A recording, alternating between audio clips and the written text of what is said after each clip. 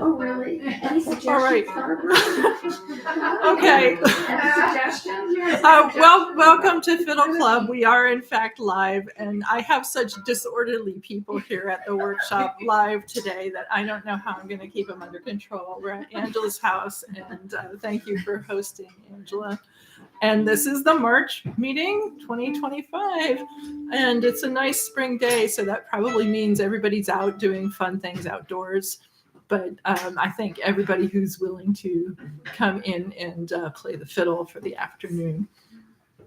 So our monthly theme is music from Cape Breton. We do this every year, one way or another. And it's a good thing because I work myself to the bone every year when I go to Cape Breton, and I just have to go places where fiddle music is being played and collect tunes for your benefit. I hope you appreciate how hard I work at that endeavor. Oh, yeah. Okay. And it sounds like from the message that just came through on the chat that the people on the live stream can see and hear. So if anyone wants to verify that, and by the way, hi, Sonia, for sending me a message. It's good to know. So I collect these tunes in various places. One thing is when I get a chance, I'll go to festivals. And you can hear lots and lots of great fiddlers. Most of the festivals will have, just kind of a roster. And in some cases, it's quite informal. I know at the Cape Breton Fiddlers Festival, which is Cape Breton Fiddlers Association, puts that on at the Gaelic College in August. It's so informal that basically they have group numbers and then they have all these slots for other people to play. And the way that you get a slot is you show up and say, I'd like to play. And you sign up and then they kind of shuffle it around. I mean, it ends up being a star-studded cast because the people who show up and say they're going to play, I mean, this past year it was Kyle McNeil and Howie McDonald and Ashley McIsaac. And I mean, that's really not too shabby. And it's always like that. And then besides that, the current leaders of the Cape Breton Fiddlers Association who sort of rehearse the group numbers and organize that are, some of also super illustrious fiddlers in their own right. So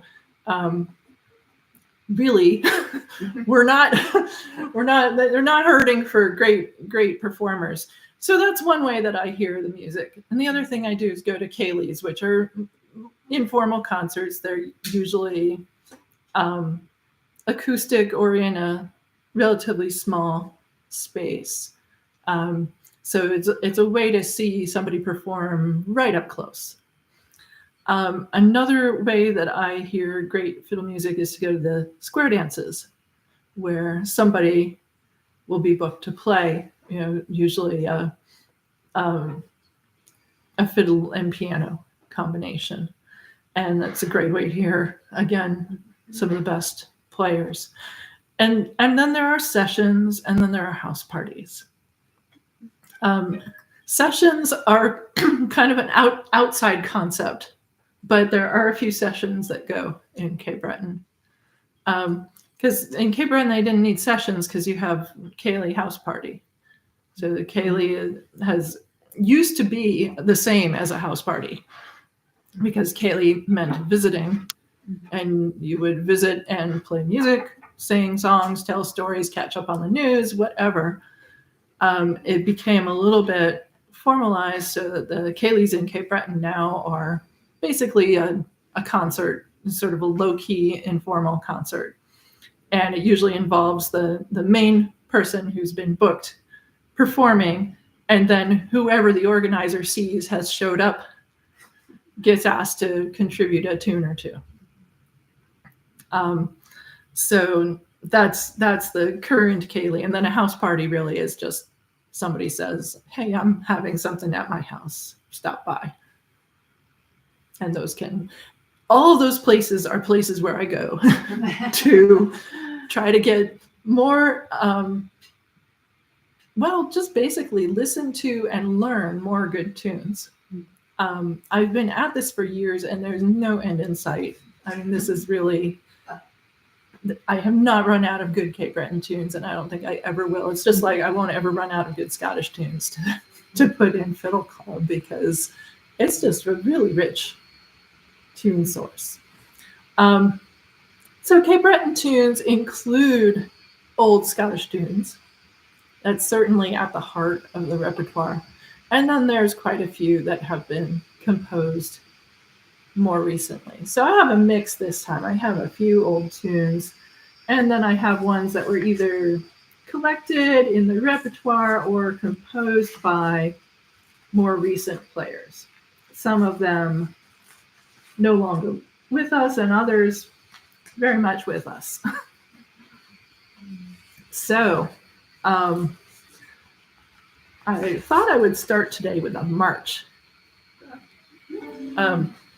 So this march was written by Wilfred Gillis for Dan R. MacDonald. So it's called Dan R. MacDonald. Dan R. MacDonald also wrote lots and lots of marches, and you might recognize his name because we've featured Dan R. MacDonald tunes, including one workshop that I did entirely Dan R. MacDonald repertoire. So Dan R. that's how he's known, Dan R. Dan R. was a 20th century composer from Inverness County in Cape Breton, which is the west coast. And he was a big influence on Buddy McMaster, who in turn was a big influence on a lot of players still playing. And Wilfred Gillis was a contemporary of Dan R. So another 20th century. And there are quite a few Wilfred Gillis tunes about. We've had at least one of them. I was trying to look up and see. And we haven't had that many Wilfred Gillis tunes, but we have played the, now I'm forgetting if he wrote the New Stove or if he wrote the Goldenrod. Goldenrod. Because I remember I had the contact for when we recorded it. Oh, yeah. Okay. I mean, he was actually dead, but I had to contact the estate. Right, you had to find out who his copyright legatees were. Right. Okay, well, so Wilfred Gillis composed this tune, and I learned it at a ceilidh. I had probably heard it before, but I took note of it this summer. Ali Bennett was playing at ceilidh, and you probably recognize his name because we had Laurel's Reel by Ali Bennett and the tune named Ali Bennett in recent Fiddle Club books. So Ali played this march, and I'm the nerdy person at the ceilidh who's scribbling down names enough so that I can look it up later, see if I can find a way to learn the tune, either a recorded version or a printed version that I can find. I have all of the books that I can get of Cape Breton music, so there's some chance I might find it there, and then there's always people recording stuff and putting it on YouTube, and so you can find scrappier versions of things as well. Anyway, I always try to get the best version I can come up with. So this is Ali Bennett inspired learning. Dan R. MacDonald, March by Wilfred Gillis. Let me play it for you.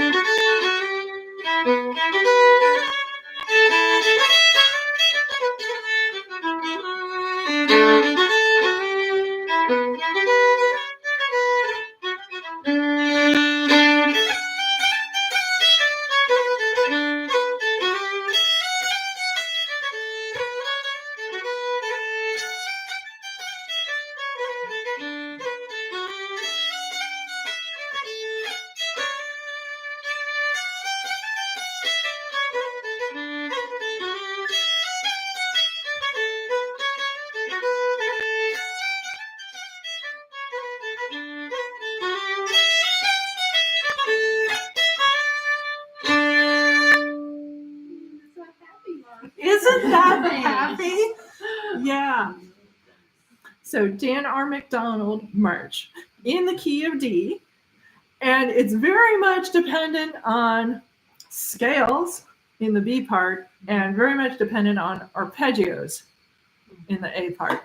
So let's just play ourselves a D arpeggio because it'll pay off. So let's start on the note D and find the next note of the arpeggio, which is the third note of the scale, F sharp. And the fifth note of the scale, and D.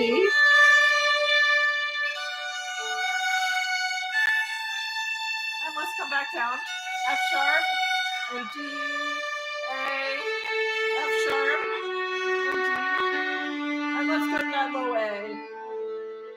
And I'm not going to go anything else because that's out of the range of our first position on violin. Of course, on any other instrument, you may have more F sharps, Ds, or As. You're welcome to practice them because it can't hurt. But the range we need is from that low A. And at the moment, we don't need the highest notes. But the beginning of this tune is entirely D arpeggio notes. So the pickup notes, these marches usually have dots and snaps in them. They're not as tight as they would be in a Strathspey. So a little more relaxed. But we're going to start with a snap. So snap from an A note to a D note.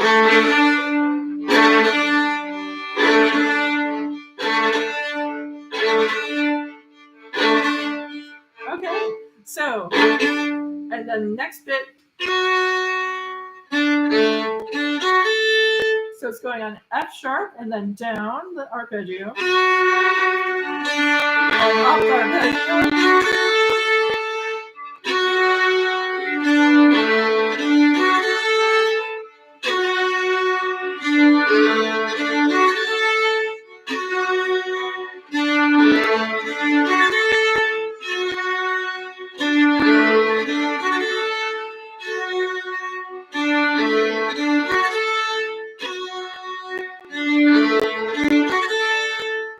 Any questions? And either the notes or the rhythms there? It's sounding really good. Any questions from the live stream? You never know. Unless they speak up, unless they write them in the chat. Okay, so we have our pickup notes, which are in this arpeggio. The next bit is E minor arpeggio. Our notes are E, G, B, including the low B.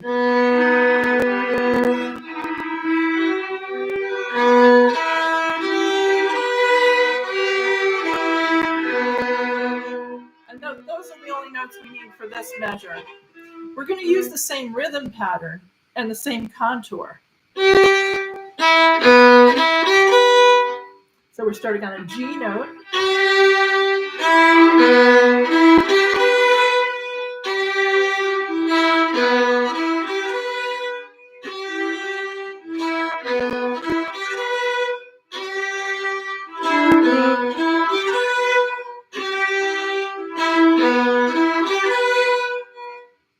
So far, so good. Next arpeggio. Now we're working with the key of A. So the A note, arpeggio is for the key of A. We need an A. We need a C sharp and an E. And we'll take that low E as well. Just find those notes.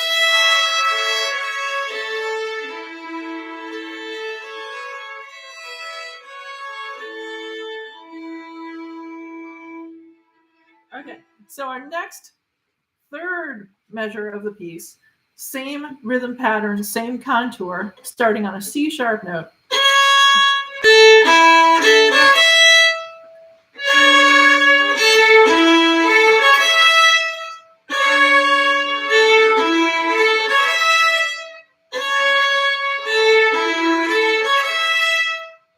All right, so first three measures all put together. Remember the pickup notes? Yeah. A to D snap, yeah. And And then we have our pattern of arpeggio notes.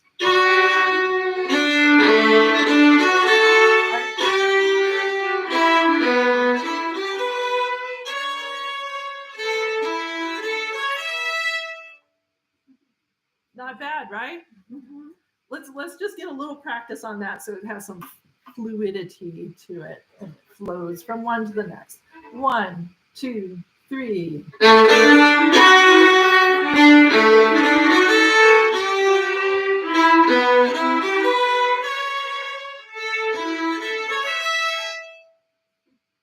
And I know it's like definitely leaving you hanging. Let's do that one more time though. 1, 2, 3.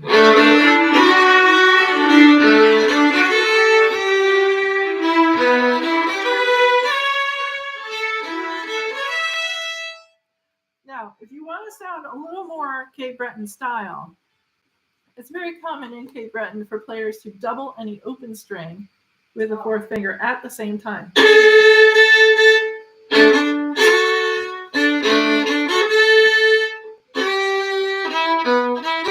No opportunity there.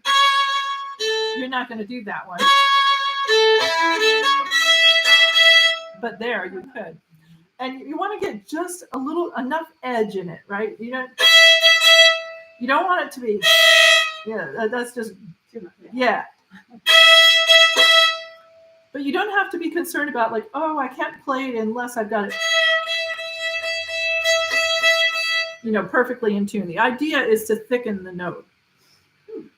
And if you think about parallels in another well-loved Scottish instrument, the accordion, they will deliberately have sets of reeds that are just a certain amount mistuned from one another in order to thicken the sound. So if they're playing with only one set of reed, ping, they push a certain button and it just gives a pure tone. They push the 2 button and now they have 2 reeds and it gives a little bit of thickness. It's playing 2 reeds at once for every note played on the keyboard. And then for the third setting on the accordion, we'll have like the warble. Oh. So it's giving the illusion that it's because it has 3 sets of reeds, all slightly not quite completely on the mark. And it's a deliberate mistuning in order to change the sound. All of them constructed that way. I have a friend who's a Czech accordionist. Most accordions have multiple stops like that. And I'm more familiar with ones that get played in Scottish music because I've hung around those accordionists the most. But most accordions that I've seen have at least those settings that I've just talked about. And some of them also have an octave setting where they'll play a high and low octave at the same time. So it depends on how they're set up. And accordions can be customized too. I did some touring with John Williams, who plays button accordion. And John's accordion was not only customized, but he had designed what he wanted custom built into this accordion. So despite that it was a small diatonic accordion, it had all this stuff in it. Of course, it weighed a ton because it had so much metal inside it. But that way it gave him all of the features that he wanted in his accordion. All right, so back to using your fourth finger. Let's play our first 3 measures again. And when you have a somewhat longer note that fits with an open string, yeah, just practice that.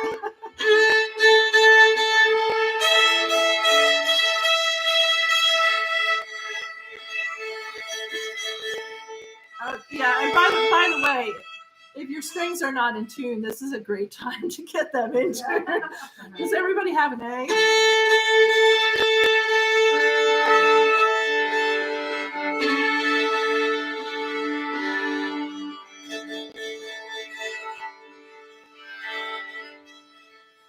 Okay, so let's play our opening 3 measures again.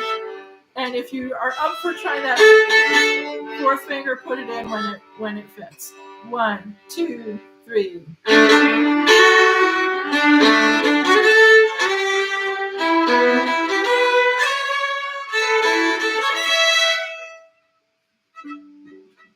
Okay, we have some more tuning that needs to happen here.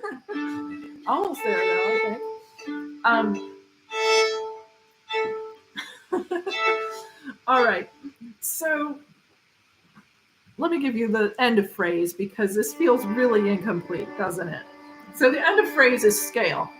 We just had,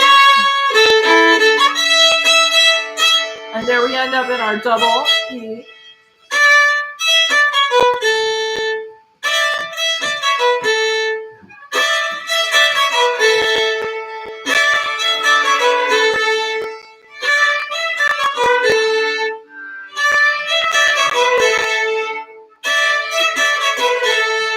Now, if I'm using the fourth finger, it's so I can do the double. It's not the classical way of doing a fourth finger. Classical violinist would be, right? I'm not aiming for that. I want all the grit.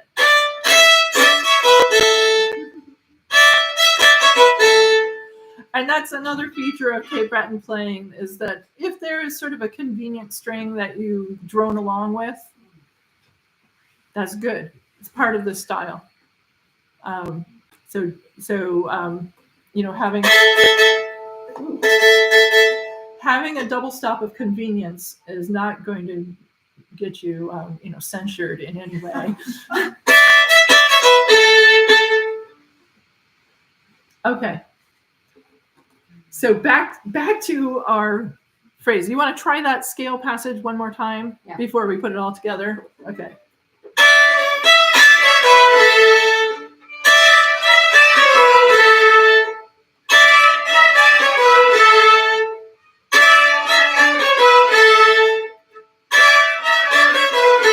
And now let's add it to our arpeggio sequence. What's it start with? The snap.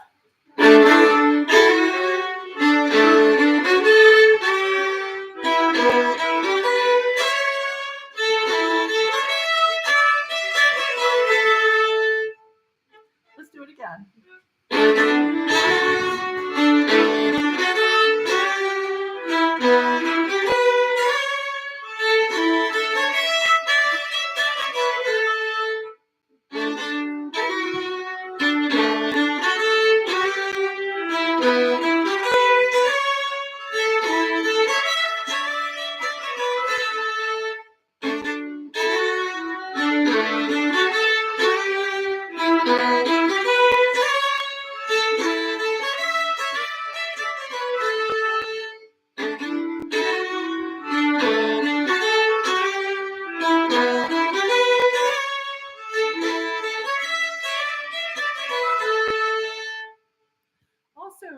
I'm using ornaments, and if you want to know what some of them are before I move on, I'm happy to show some of that. There's one. Let's see, let me do it live so I can do it more naturally.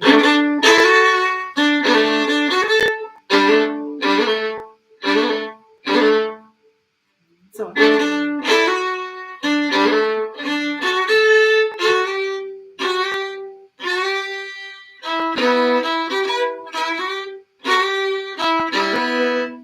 there's a double stop of convenience, right?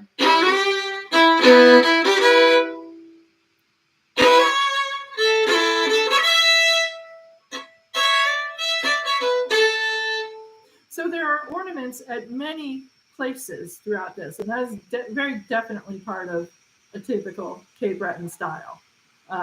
The fingering hand is pretty heavily involved in decorating the tune. The bowing has a little bit of space, as in it takes to the air a little bit. See how that...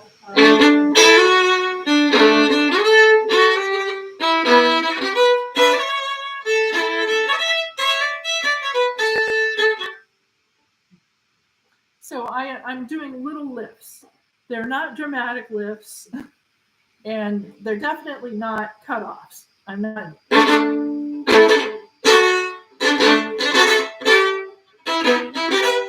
Right? Instead, it's leaving airspace at those places.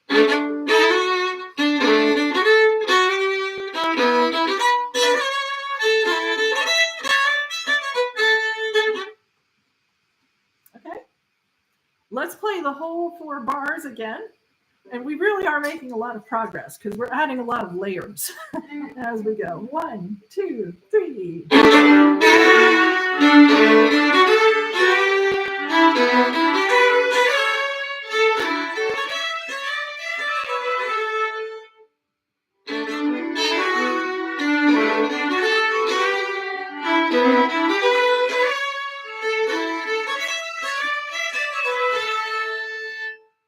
So far, so good. Yeah?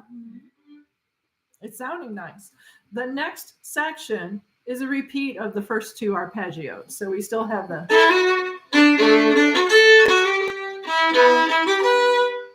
with a different ending.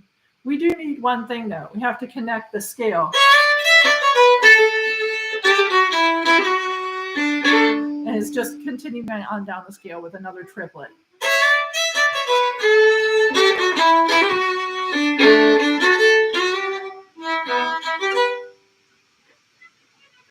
So let's start from the beginning and go through 6 bars because that is all stuff that we know with repeats of stuff we know. Here we go.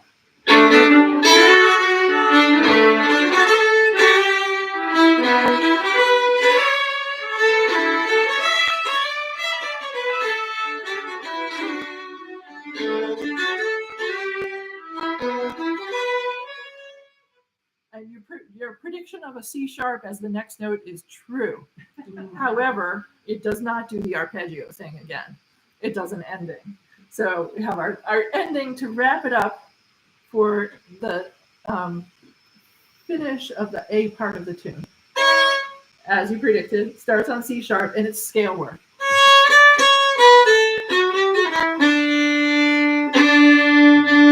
And that's really long, so I would definitely do that. So let me give that to you in a little detail. We're starting on C sharp and we're up and down the scale.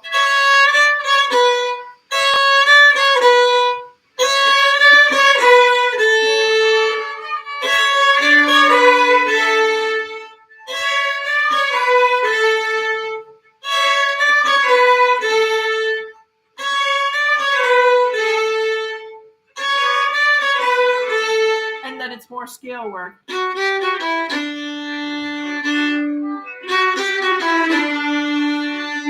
And let's go ahead and add 4th fingers in from the get-go.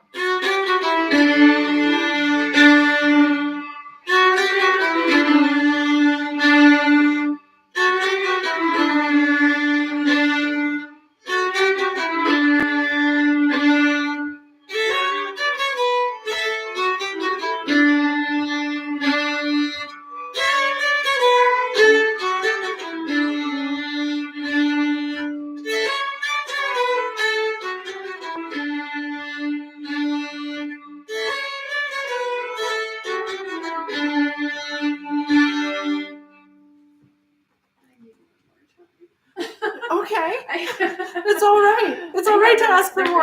The rhythm is, I know the rhythm wrong. Yeah, I think I need to hear it one more time. Yeah. So one thing about it is that the bowing is a little squirrely, right? This is worked out to be musically satisfying, but not mechanically satisfying. And the main way to get around that is just not be bothered by ideas of, I must start this down bow. No, it's okay to not start it down bow. A Cape Breton fiddler probably would just play through and not be bothered if their bow's going the other way than what a classical method book would tell you to do.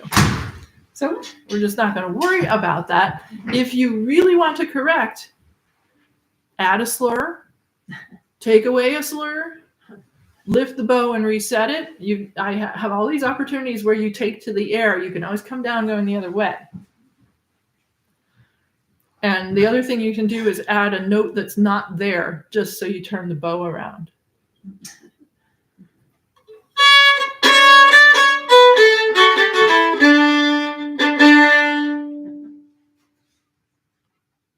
What did I just do? Yeah. I mean, Yeah. Okay, it's after the A. It sounds Oh. like I'm missing. Oh, dun, dun, dun, dun.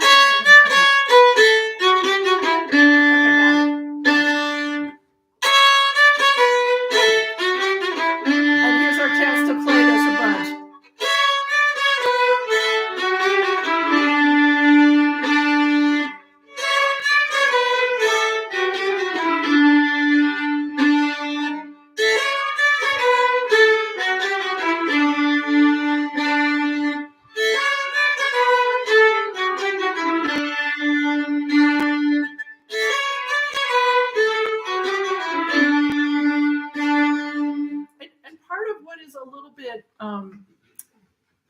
disturbing to those of us with classical background is that I am presenting this in phrases that make musical sense.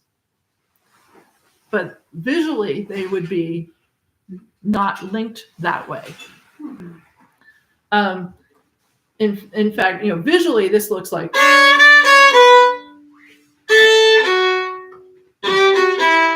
And you see, when I break it up the way it's presented visually in a printed version of this tune, that doesn't make musical sense.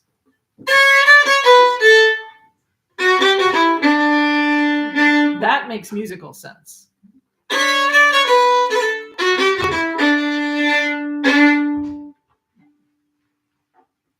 Which is why I taught it that way. And this is one of the whole points of learning tunes by ear, is to see how they're constructed by experiencing it, rather than being stuck with, oh, this is beamed this way, they must go together. We want to make sure that our ears are telling us what goes together, so that the phrases are flowing one to the other. All right, more review on the last. Let's do the whole thing one more time. The whole last bar or the whole phrase? The whole thing. The whole thing. Okay, this is the entire A part of the tune. 8 bars of music. It starts out with that sequence of arpeggios, plus then the first ending, which is a straight up and down scale, with that turnaround, which is still part of that scale. And then 2 arpeggio sequences, and then our new ending, which is up and down the scale.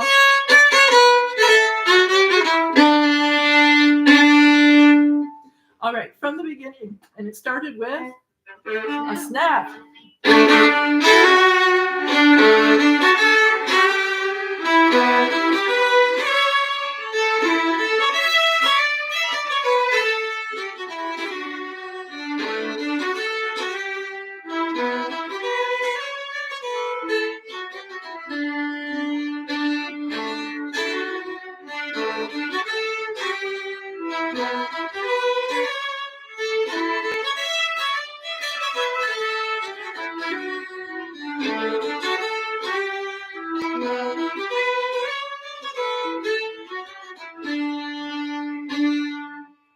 More? Yeah, another time. Okay, we'll definitely do this a few more times here. 1, 2, 3.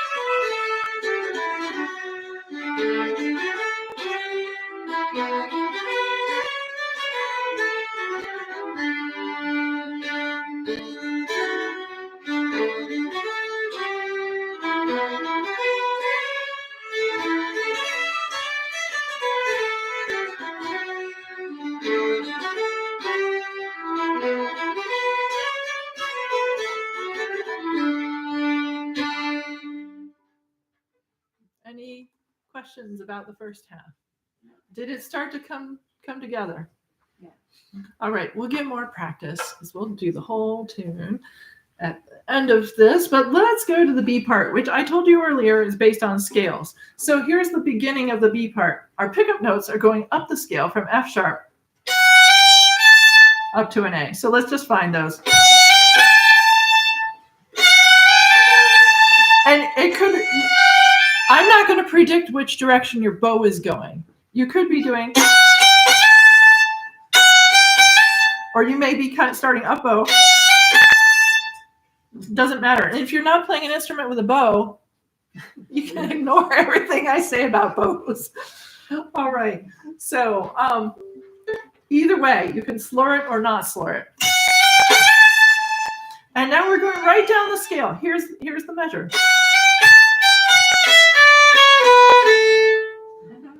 Okay. Yeah, okay, let's do it. Yay! You know, I've told people many plenty of time. Practice your scales, practice your arpeggios. And look at this. We're practically getting a tune for free. Yeah, not quite though. So here's what happens after the scale.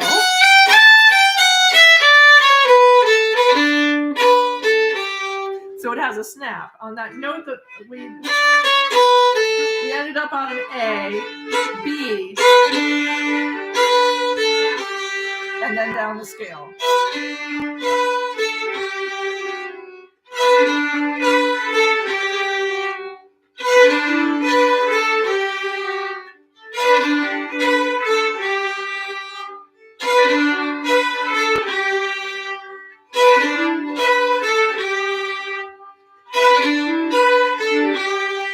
So here's our 2-bar sequence.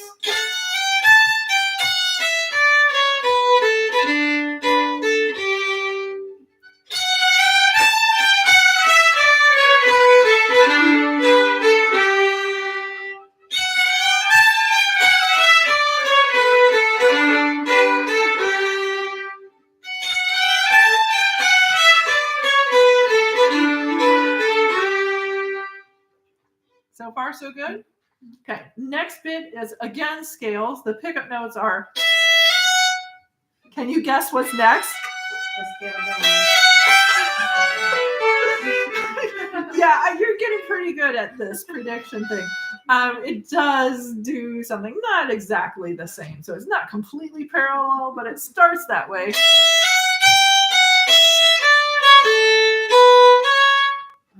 Ooh, yeah.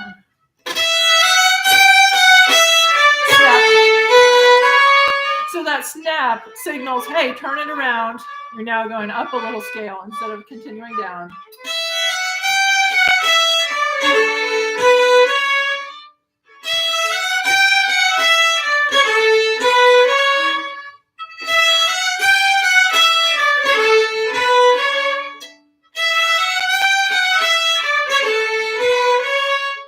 Yay, okay. Next, end of the phrase. What are those notes? Arpeggio notes. They're back.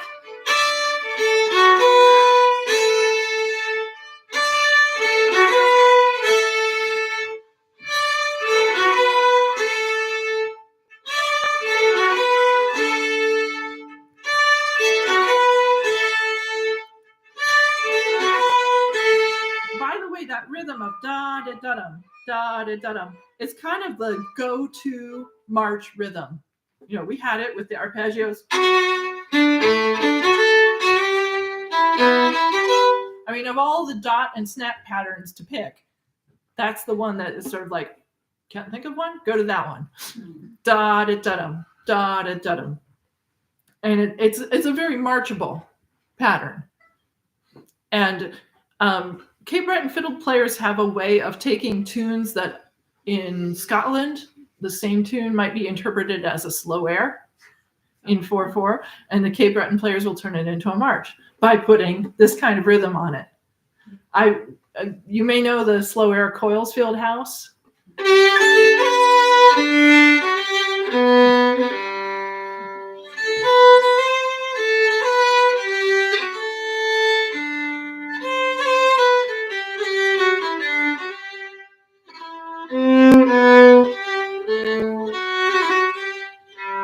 Gets turned into a march.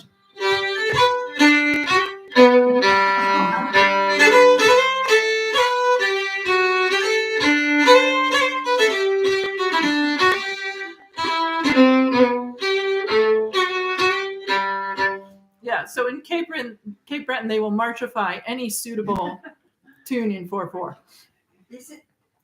I've heard that basically the Cape Breton fiddling is fast. They tend to. No, it absolutely is not. It is lively. Okay.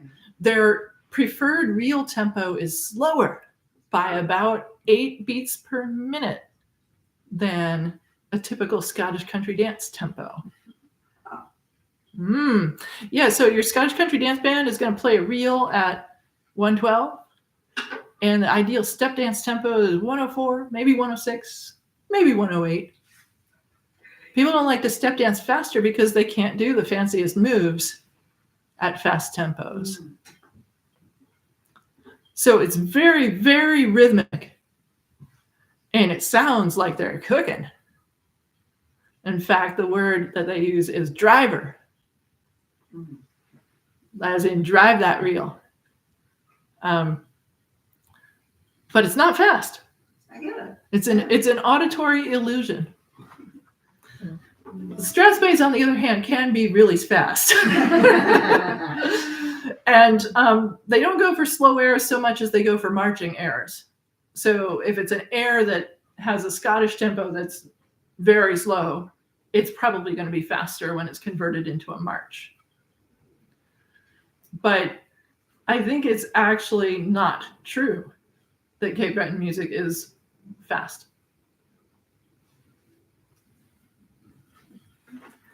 So yeah, you can actually yeah. And that's after a lot of time spent playing it and playing it with others. And the really good players don't tend to play super fast because you get, I mean, if you listen to a Buddy McMaster recording, it's not really fast. Instead, it's just really rhythmic. I've measured the tempos, and some of my favorite Buddy McMaster Strass Bay to reel transition, he slows down. It sounds like he speeds up. It's incredible. It's one of the best, auditory illusions I've ever heard, and it's what makes it such a good transition. Anyway, all right, enough babble.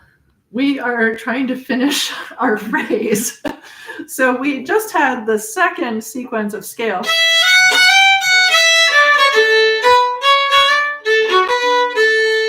Which was, that was all my long-winded way of saying, this is why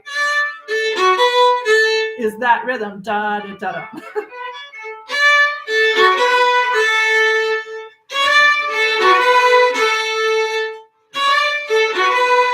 Let's add the scale.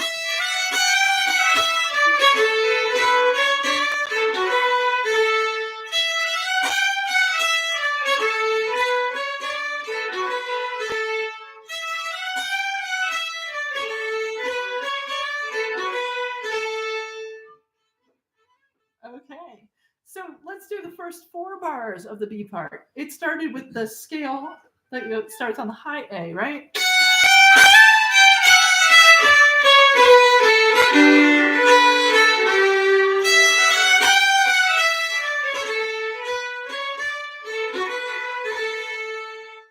Let's do it again.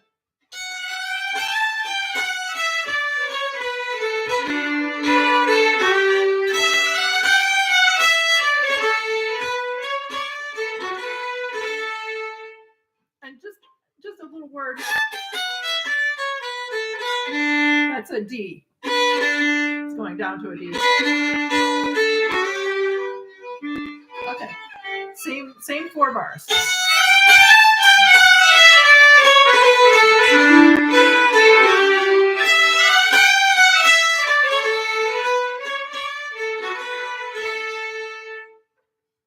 Yeah. All right. And does it do it again?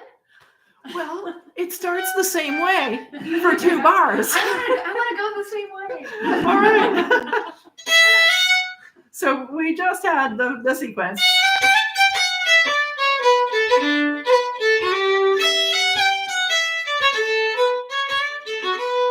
Does the same thing, exact same thing for a while.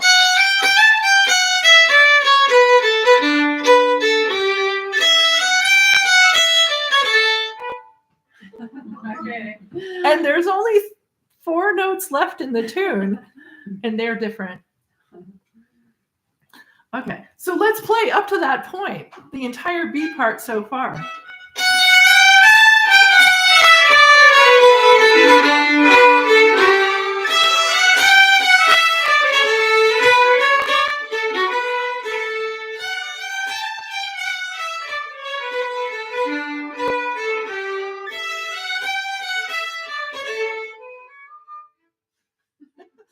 Right, instead of no. And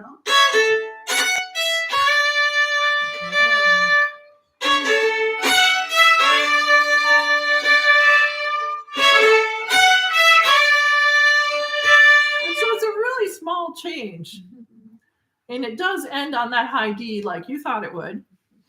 But it doesn't get there in quite the way you were expecting. And that's the fun part, right? And that's why this is the highlight of the tune. Like this is the first time we're doing that.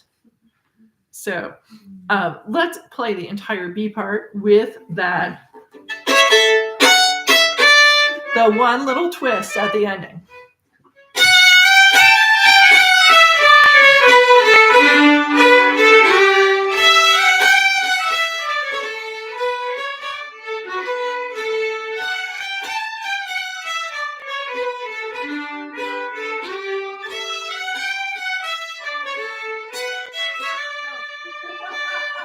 It took you by surprise anyway. Let's just play that a couple times. Again.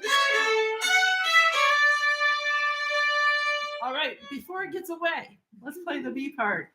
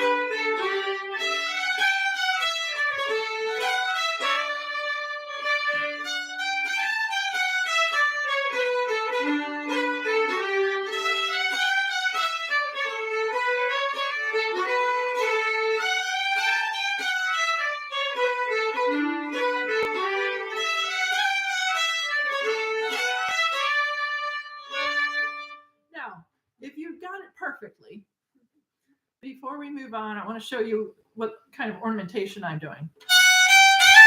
On the scale work, I'm doing lots of, if I can climb the scale that way by lingering a bit on the previous note, then anytime I'm climbing the scale, I will do that if it fits.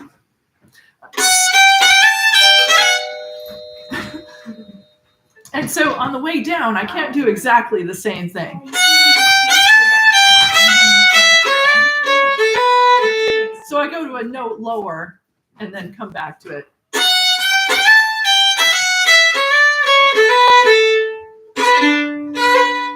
So that's one of the things that I'm doing routinely in scale passages.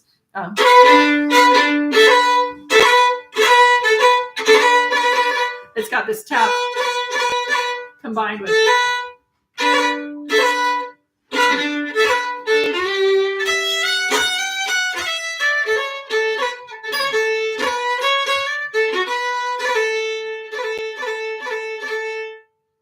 so it's a piping style ornament.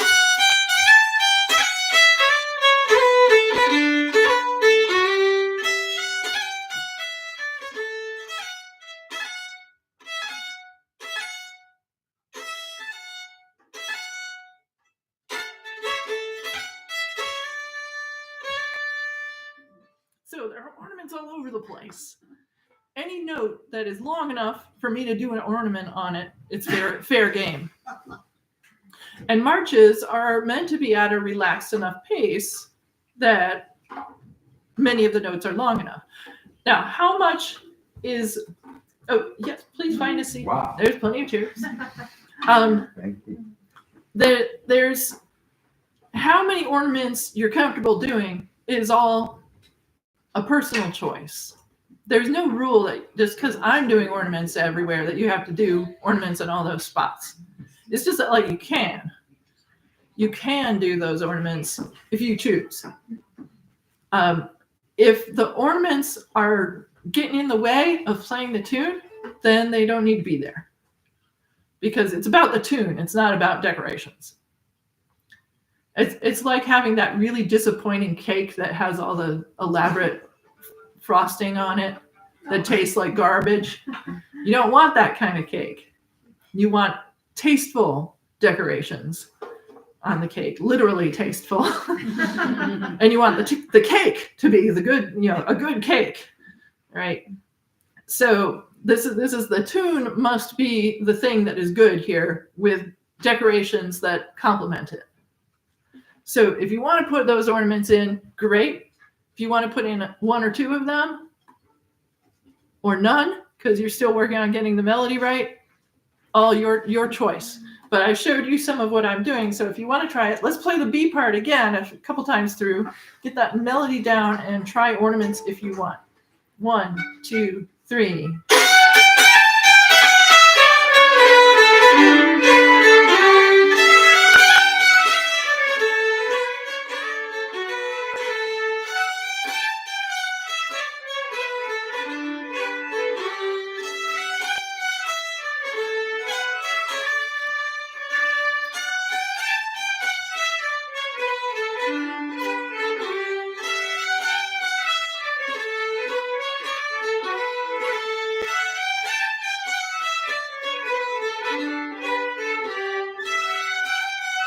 Goes up.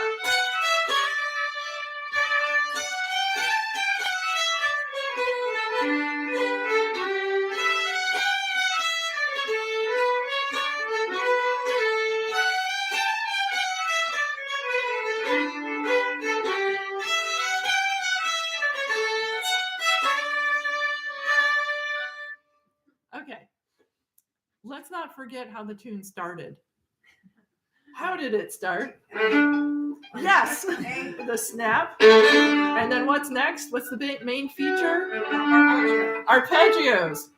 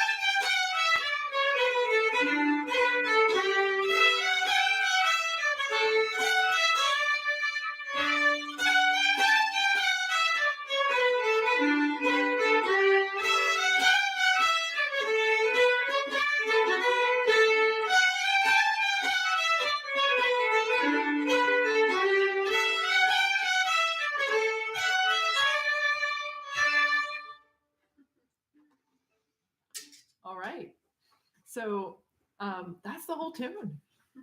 That is Dan R. McDonald, March by Wilfred Gillis. And we learned it at the pace that's appropriate to play it. So we don't have to speed it up now. So we'll do at least one more by ear. And any questions or comments? Oh, it was fun. Isn't that a fun tune? I really like that tune. I love going to those Kayleys and things because I know I'm going to hear a bunch of tunes that, they may play, 90% tunes that I know. I know I'm going to hear something new just because everybody's repertoire is a little different. And it's so much fun taking note and saying, I got to learn that's new to me, even if it's an old tune. Yeah. Would you go up for the Celtic Festival? I mean, is that sort of the time that is in October? So in October, they have the Celtic Colors Festival. Oh, yeah. And that's widely publicized. And it has lots of people coming from Scotland and some from Ireland. So it's a way, and they have presentations throughout the island, community halls all over the place. So it has a very deep reach into all areas of Cape Breton. So it's a great time to go. But there's music all the time, really. So. The best time to go is the summer, still. They invented the Celtic Colors Festival to try to extend the season because tourists weren't coming in October. It is also true that that's when generally is well coincided with the changing of the foliage. So if you like to look at colorful trees, you're going to see them. But the weather is better in the summer. And it doesn't matter when you go in July or August. Every weekend, there's a festival somewhere. And every night of the week, there's a ceilidh somewhere or a square dance somewhere. So you really do not have to look too far. You just go to any tourist website or tourist office and say, where can I hear this fiddle music? Where can I hear Cape Breton fiddle music? And also, although they're now starting to begin to market it as Cape Breton fiddle music, Cape Bretoners themselves have always called this Scottish fiddle music. And they don't mean people coming from Scotland to play tunes. They really mean they're going to play it themselves. It's the homegrown music. But there's very, very much of a cultural sense that this music came from Scottish tradition. So if you see a sign, Scottish concert, it's probably going to be somebody like, Kinnan Beaton playing at Ceilidh. It's not going to be, Phil Cunningham flew over with his accordion to play a concert. It's homegrown. So, All right, we're buying our tickets. All right. Yeah. Am I doing a good enough job promoting this music? Anyway, let's learn another tune. We learned a march. So I've got a collection of jigs, reels, and strathspeys. So you could have your pick. I have suitable ones in any of those categories. So would you like a strathspey? Would you like a strathspey? Well, as long as we get Tom T and T down. Here is the good news about the strathspeys. I have 3 of them that are really short. How does that sound? That sounds good. Yeah. Maybe just one. Well, right, we're not going to learn all. Oh no, we'll pick one of them, but I'll let you decide on what. With a name like Bird Leg. Okay, you want the bird leg? I didn't even tell for those who are not looking at the sheet music, because this is by ear, right? I wasn't She's just looking at the titles, folks. Yes. Yeah, Turning back over. right. We promise she's not going to be learning it anyway other than by ear. Okay, So yes, I will teach you the burnt leg. And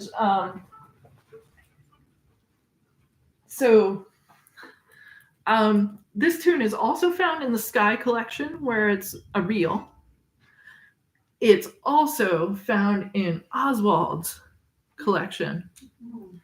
And James Oswald put together 14 books of Scottish tunes with variations that he composed, which was very much the style of the 1740s, which is when he did this. And he designed these books so that they could fit in the front pocket of a gentleman's coat. Near a pochette. Yeah, they had in the 1740s, the guys would wear a big coat with like probably 2 rows of buttons, and then on the thighs would be these pockets that were about, definitely big enough for your hand and then some. And so with these kinds of clothes, you could carry around a book, not a big book, but a smallish book would fit easily. So James Oswald designed the books so that they would fit in those pockets and therefore get carried everywhere. That was his idea. So the book was even titled The Caledonian Pocket Companion. So Would they play it on pochettes or? Well, you could have the book in one pocket and a pochette, which is like this mini fiddle that fits in a pocket in your other pocket. Nobody would stop you. If you want to play it on a real violin, though, that was also encouraged. Anyway, so James Oswald also published a version of this burnt leg tune. And so I'm going to play it for you, the Strathspey version. And, you may say, well, in the Sky collection, it's a reel. The Scottish tradition is that any competent fiddler can Strathspeyify a reel or turn it the other way around. Certain Strathspeys are too complicated to make a good reel, but often they can be simplified and turned into a good reel that way. And then most reels can easily be turned into Strathspeys. They don't always sound great as Strathspeys, but there are quite a few Strathspey reel pairs where all you have to do is dot and snap appropriately. So the burnt leg, if I had been clever and got my notes at hand before starting this, I would be able to tell you that the burnt leg is,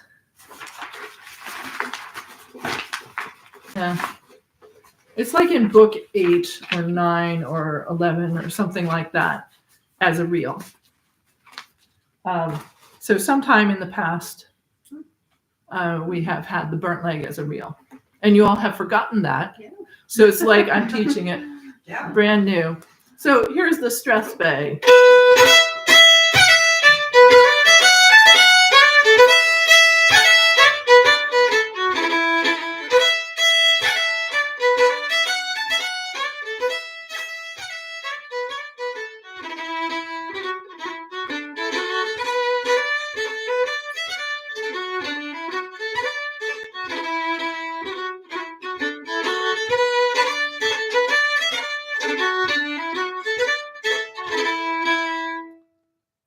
So that's Jerry Holland's version. So Jerry Holland it's from his first collection, the yellow covered one. And it just means this is the way Jerry habitually would Strathspeyify the reel. His source is probably the Sky collection, which is very popular in Cape Breton. So, and the reel.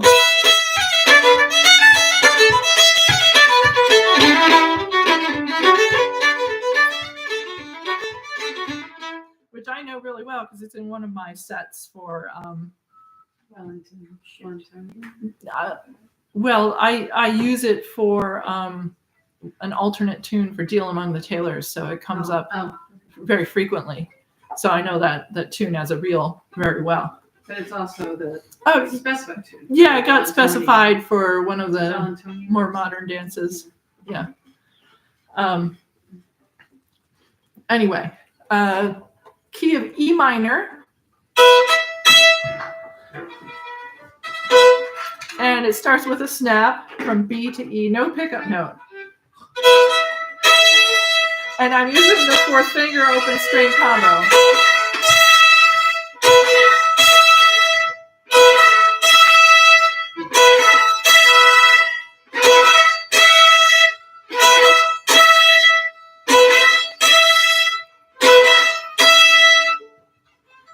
Okay, so, and then it uses the gapped scale quite frequently, which is.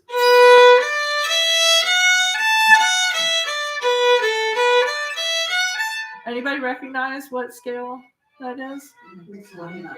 It's a pentatonic scale, and in this key, it works out that there is no G and no C. So we're just not using those notes. No C, right? So.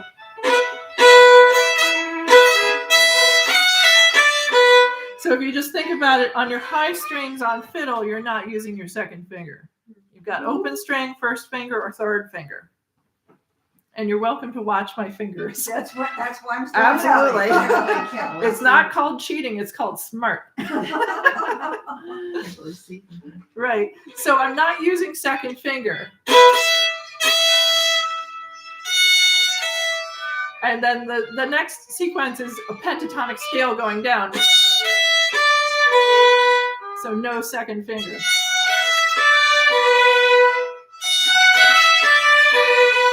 And Jerry's choice of snap is.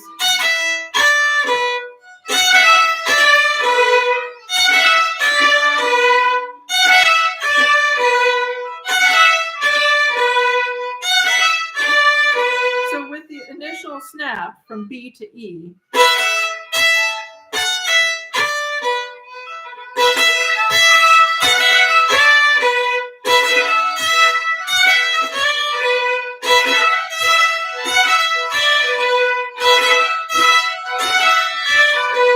Now, we talked about bow direction, and I said in the march it was pretty free and easy. Strathspeys definitely have certain bow directions that make it easier to do the rhythms. And that means when you're doing a dotted figure, it's usually easier to do it down up. And if you're doing a snap, it's definitely easier to do it down up. So that sequence, you want ideally to be doing it down bow, but you also want to start out down bow. And then here you are not down bow. So did you notice what I was doing? What was the trick I did? Anybody spot it? You slurred, or I mean, you I didn't slur. didn't slur. Okay, so I'm going to make you guess. Oh, two down bows. Yeah, I did Yeah, that. I took the, I said we can take to the air, right? Yeah. So while I'm in the air, I'm just like, next one's Yeah. down. Mhm.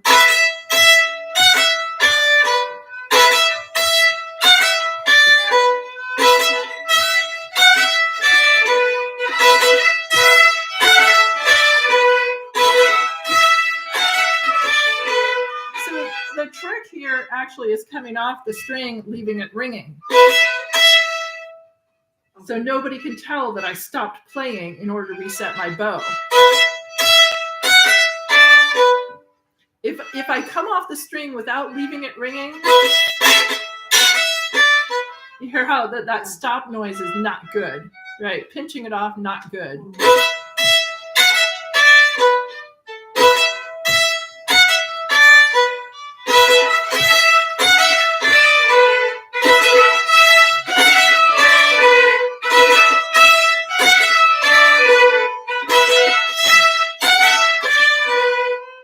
And I'm off the string a couple of times there. Air, air, air.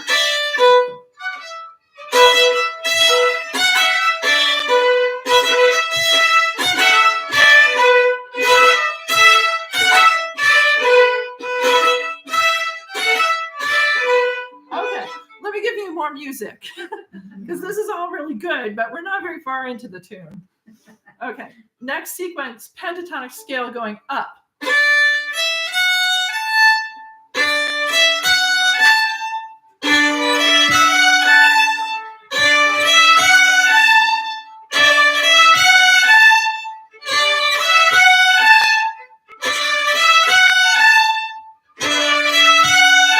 And the next figure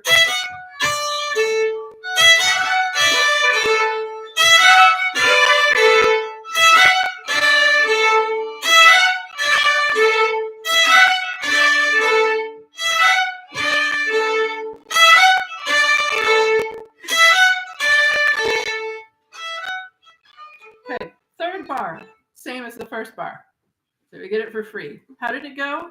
B-E-E, right? Snap.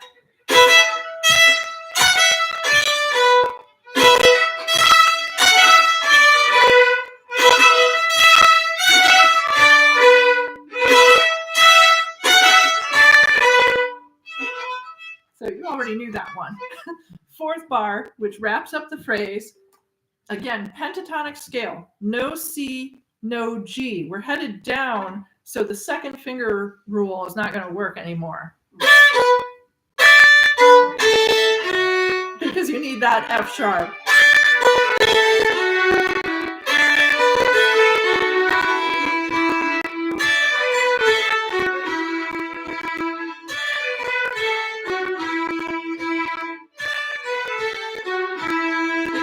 Now, I'm going to introduce a Cape Breton notion, which is that end of phrase, quarter note, typically gets decorated with a bowed ornament. So you can snap it, or you can burl it, which is 3.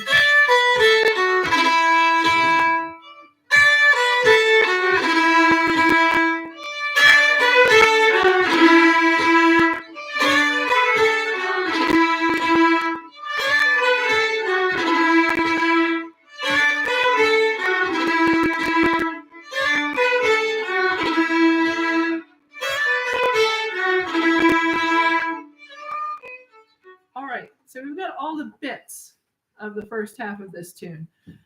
It's short, it's only a 4-bar phrase, but as I think you're no doubt noticing, there's kind of like more in a strathspey than there would be in a 4-bar phrase of March. It's got more intensity. It's doing more stuff, it's going more places, and it's doing it in a more compact manner. So, even though we have 2 bars that are a replication of, it's only 3 unique bars of music in a 4-bar phrase, it's still pretty intense. It's a pretty intense phrase with a lot happening in it. So let me go over it and give you a roadmap. All right, so we have our snap phrase with the air and then a pentatonic scale down, pentatonic up. You just have to learn that bit. And then the repeat, the 3rd bar. And pentatonic down with a burl. Okay, let's try it. Not too fast.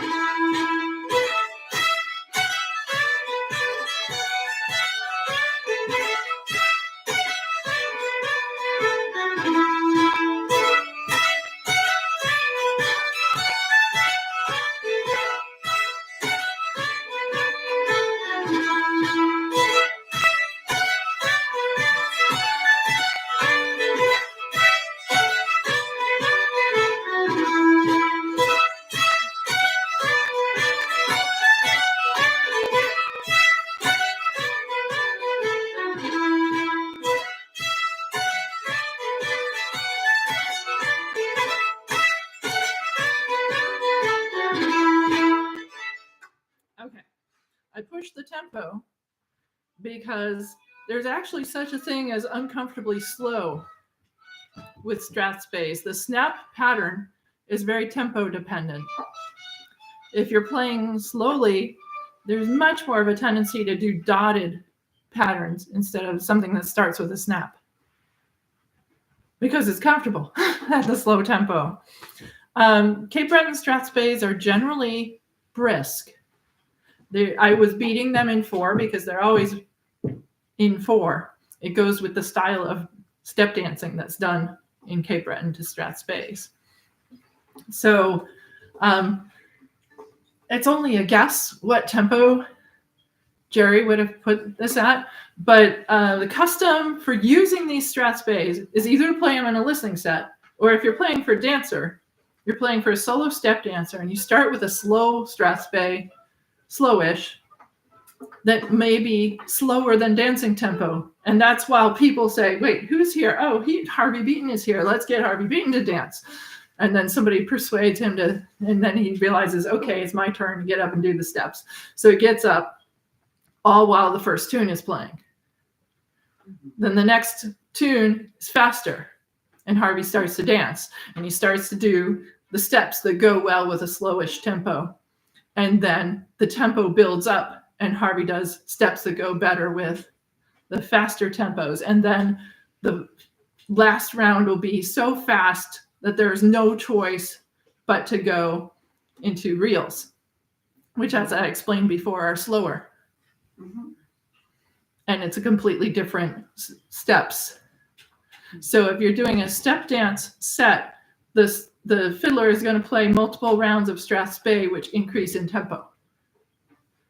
This is going to be middle to late in a sequence, just because of the way it's snapped. I can tell that Jerry would not have put it as the slow one at the beginning, because it would be snapped differently.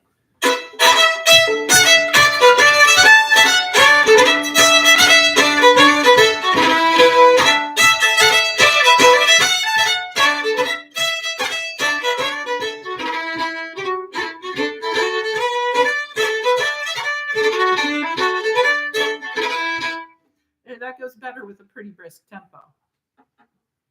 Okay, we still have to learn the second part, but let's play that first part again.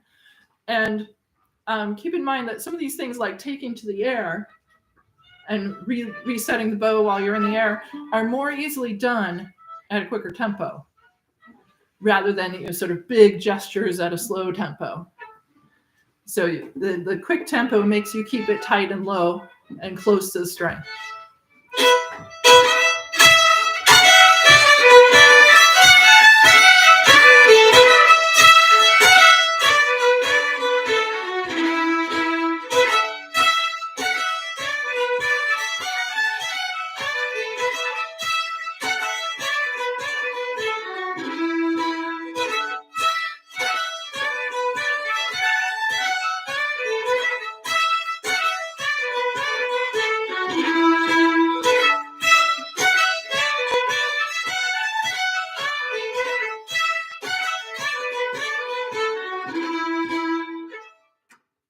Okay, how's the melody there? More or less solid? Any questions? No. Okay, ready for the next part? Yes. Oh, there's a question. Yeah. The end of the second phrase. Da, da, da, da, da, da, what does it end on? That ending? No, when you go up to the A. Da, da, da, da, Oh, the high A. Yes, yes. Thanks. yeah. Does he still like Scottish music? Right. Okay. That's it. No hope there. All right. So let's go ahead and do the next part of the tune. It's just scale notes starting on a G.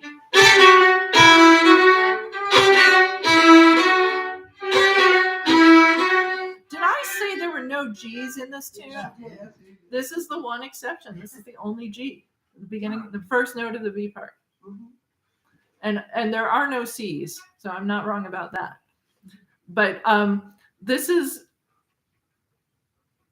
because this tune, more than other tunes in E minor, plays with its connection to the G major. E minor is the relative minor key related to the key of G major. And so it plays with G a little more than some other tunes in E minor do. All right, so yeah, so that's a special G, but we're not playing it for very long because it's a snapped note, right?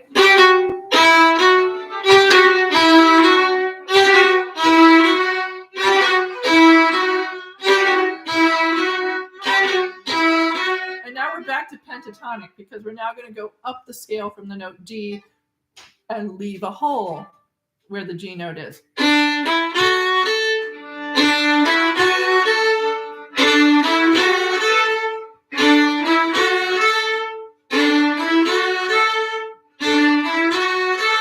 So our first measure put together.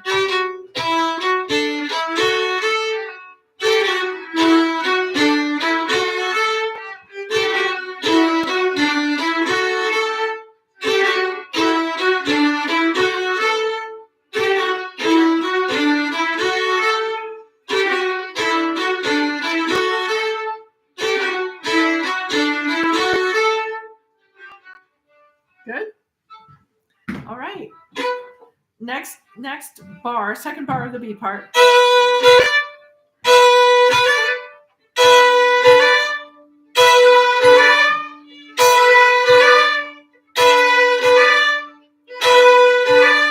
this is a common bowing if you have a quarter note followed by a pair of, in this case, a snap, but it could be dotted. It's customary to slur following that quarter note.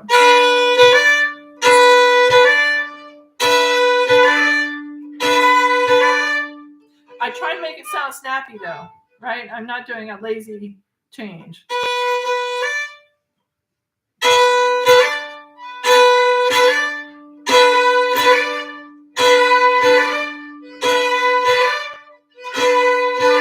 So I'm putting some energy into the start of that, right? Which makes it sound more like a snap than a slur. All right, we're halfway through the second bar. It's again a pentatonic scale.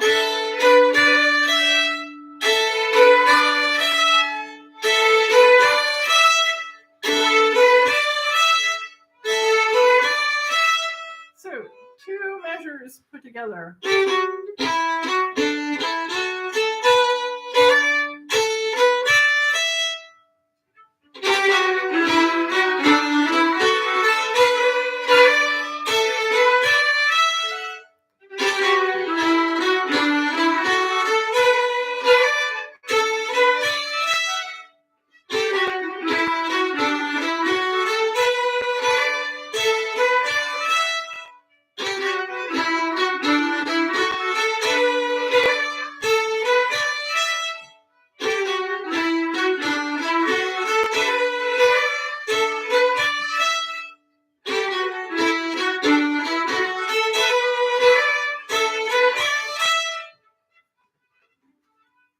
Okay, so far so good.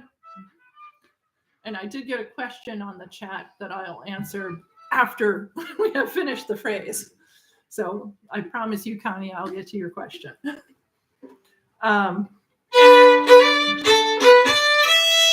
We're up here and we're going to get the high point of the B part, which is an F sharp note. That's as high as it gets, and now it's headed back down.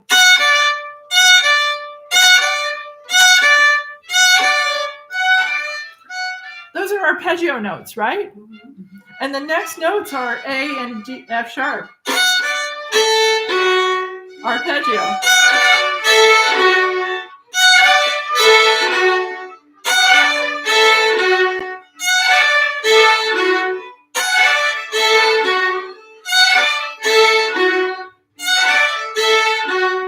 Now, Jerry puts in a very personal touch. He doesn't just play this.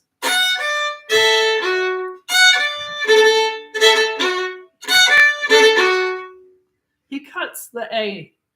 So in Cape Breton, those are often called cuts.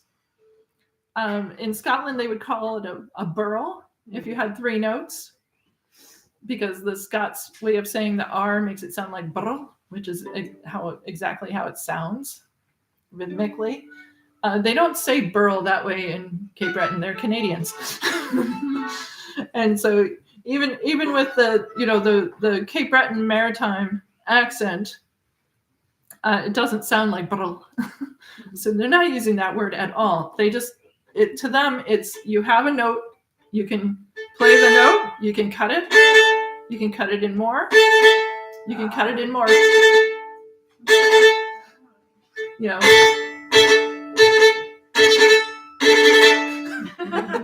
Right, so you can cut it as much as you want and have room for. So Jerry is using a cut on what's ordinarily an arpeggio feature. I don't use this type of cut a lot myself, so I have to actually focus to do it. Jerry would just throw it in there because it became, it's naturally part of his style.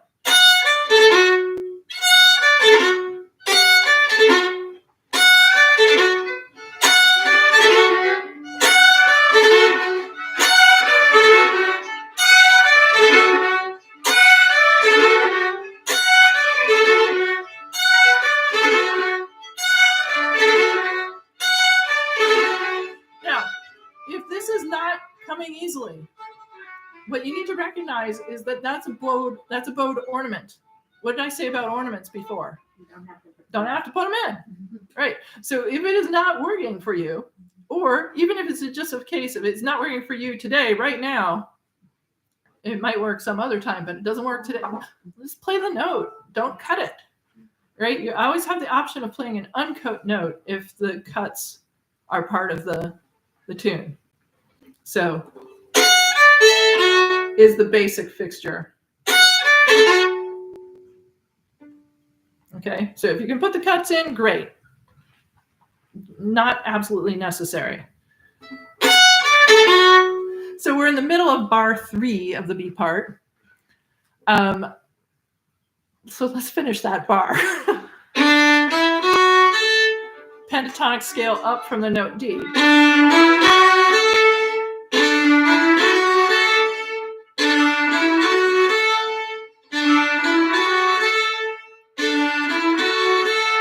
Right, so our entire bar.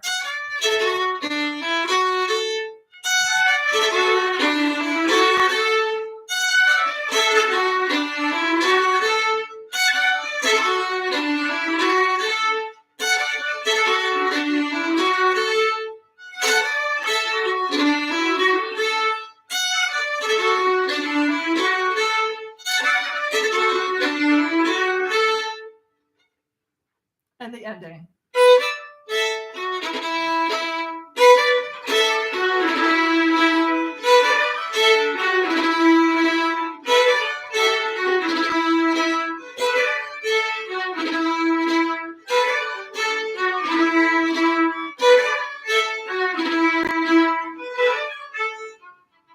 Okay, so again, the option at the end is to uncut it or cut it that way. Your choice. Bowed ornament. Leave it out, put it in. All right, the entire B part put together.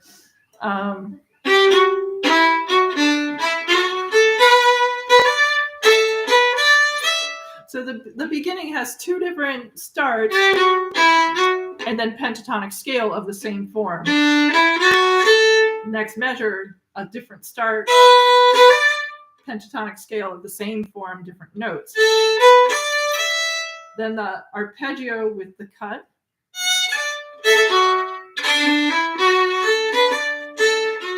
And the ending. Okay, let's give it a try. Here we go.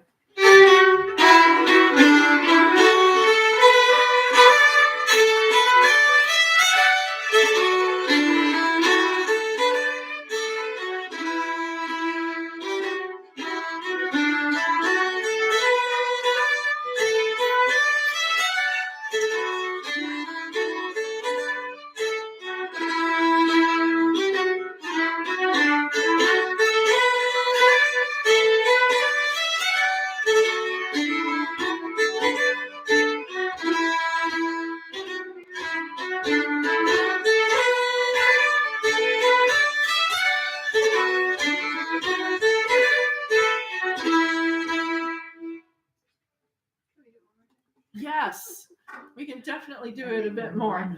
Can we hear it one more time? And then Yeah.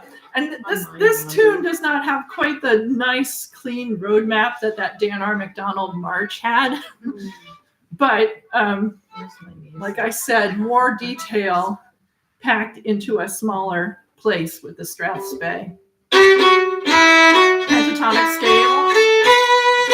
Pentatonic scale.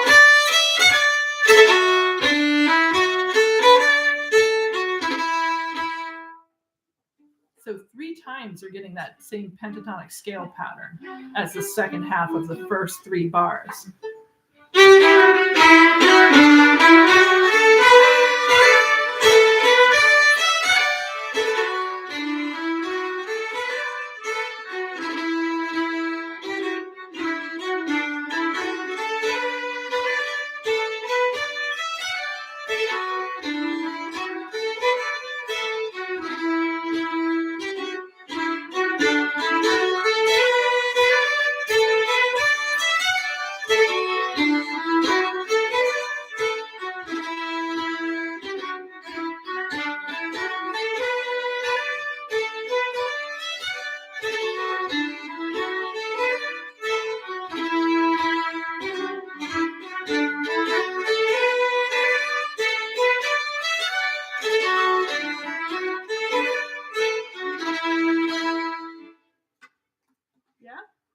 Questions? Mostly there? No. No. No, but let's play it anyway, right? Let's attach it to the first part of the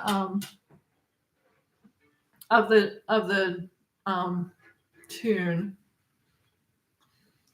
I'm getting, my pocket is full of buzzing messages from home. Let me just take care of this quick.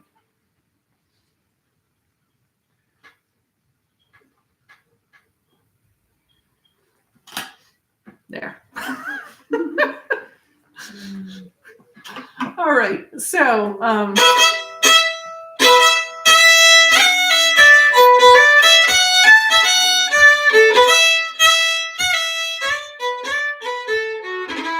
that sounding familiar? I hope. BEE, right? 1, 2, 3, 4.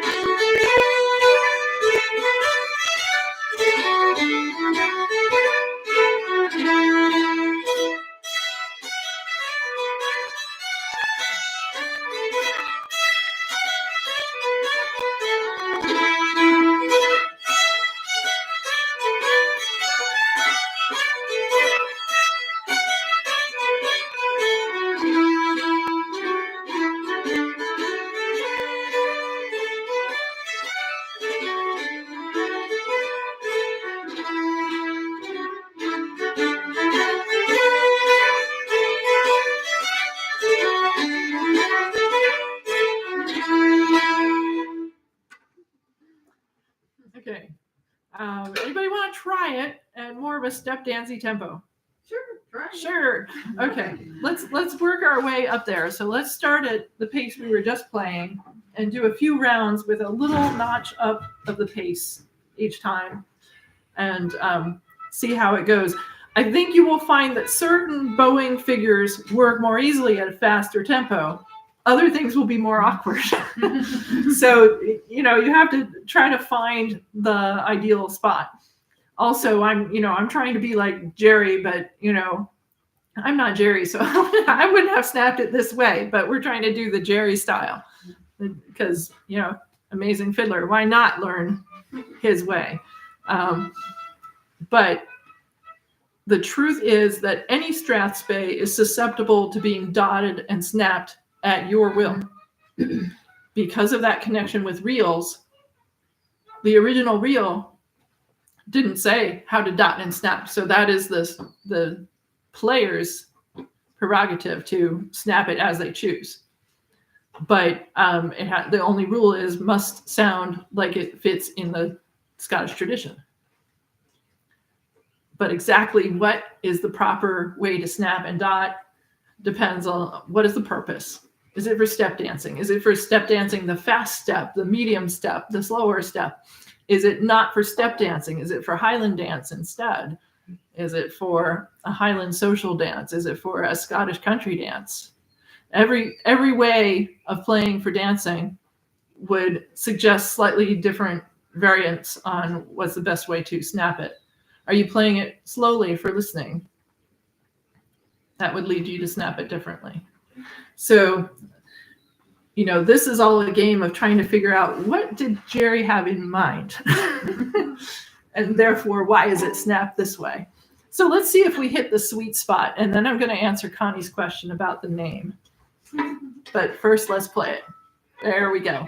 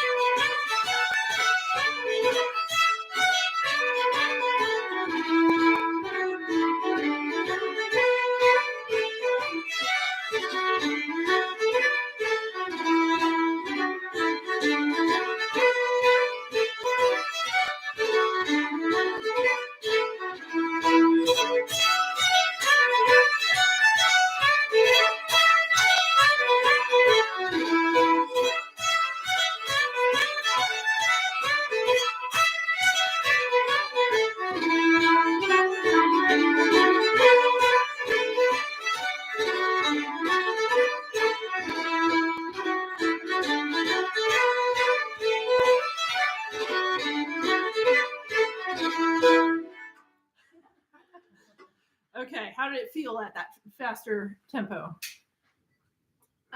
Yeah, I could see where some of it seemed a little bit easier. Yeah, but certain I wasn't elements. getting it. Yeah. I Yeah. wasn't The getting all of notes might not be 100% there, but the whole flow of it felt Yeah, much more uh-huh. comfortable. Right. And that's the whole point, I think, of this style of Strathspey playing is to generate some drive. And all Strathspeys have some drive and intensity, but they don't all get there in the same way. You know, the slower listening Strathspeys in the Northeast have plenty of drive and intensity, but they do it by sort of digging in and using long bow strokes and things like that. And this is using short bow strokes and playing rapidly, and it gets a drive from that. They both ends of that tempo spectrum for Strathspeys have drive and intensity. That's the thing that all Strathspeys have in common, but they get there in a very different way when you're using mostly separate bow strokes, like this style tends to use.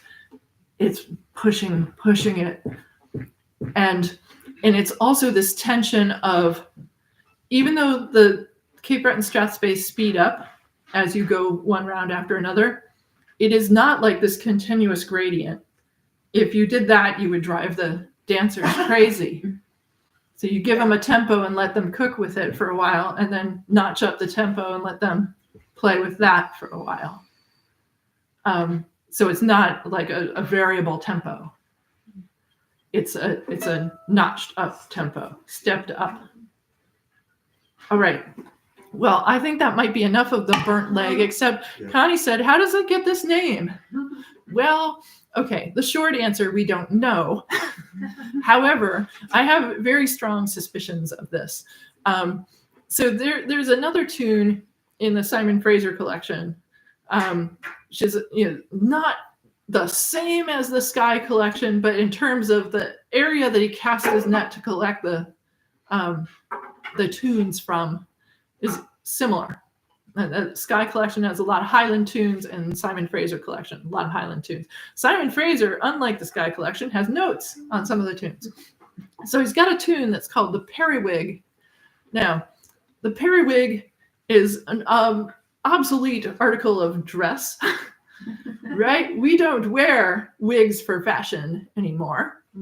But at a certain time in Scotland, people who could afford a wig would definitely have a wig because this was a fashion thing. It's like wearing a hat in an era when you're expected to wear a hat if you go out, right? So you're wearing your wig. And so everybody has one, but they're expensive. So you tend to, not like come in the house and toss it on the floor. You come in the house and you hang it up on your little wig stand. Right. I worked it out. But if you're careless, the wig might end up on the floor. And in the Simon Fraser's tune, he explains how it got the name, the periwig. And he explains the full title is The Fried Periwig. And you can guess what happened is that the periwig got dumped too close to the fireplace and started singeing. And then they're like, they grab the periwig, they throw it in a bucket of water or something to put, and then forever after, the guy has this damaged wig. So the burnt leg, I can just imagine a situation. I know from accounts that I've read of people going camping under the stars in the 18th century. They didn't have pup tents and down sleeping bags and thermal mats.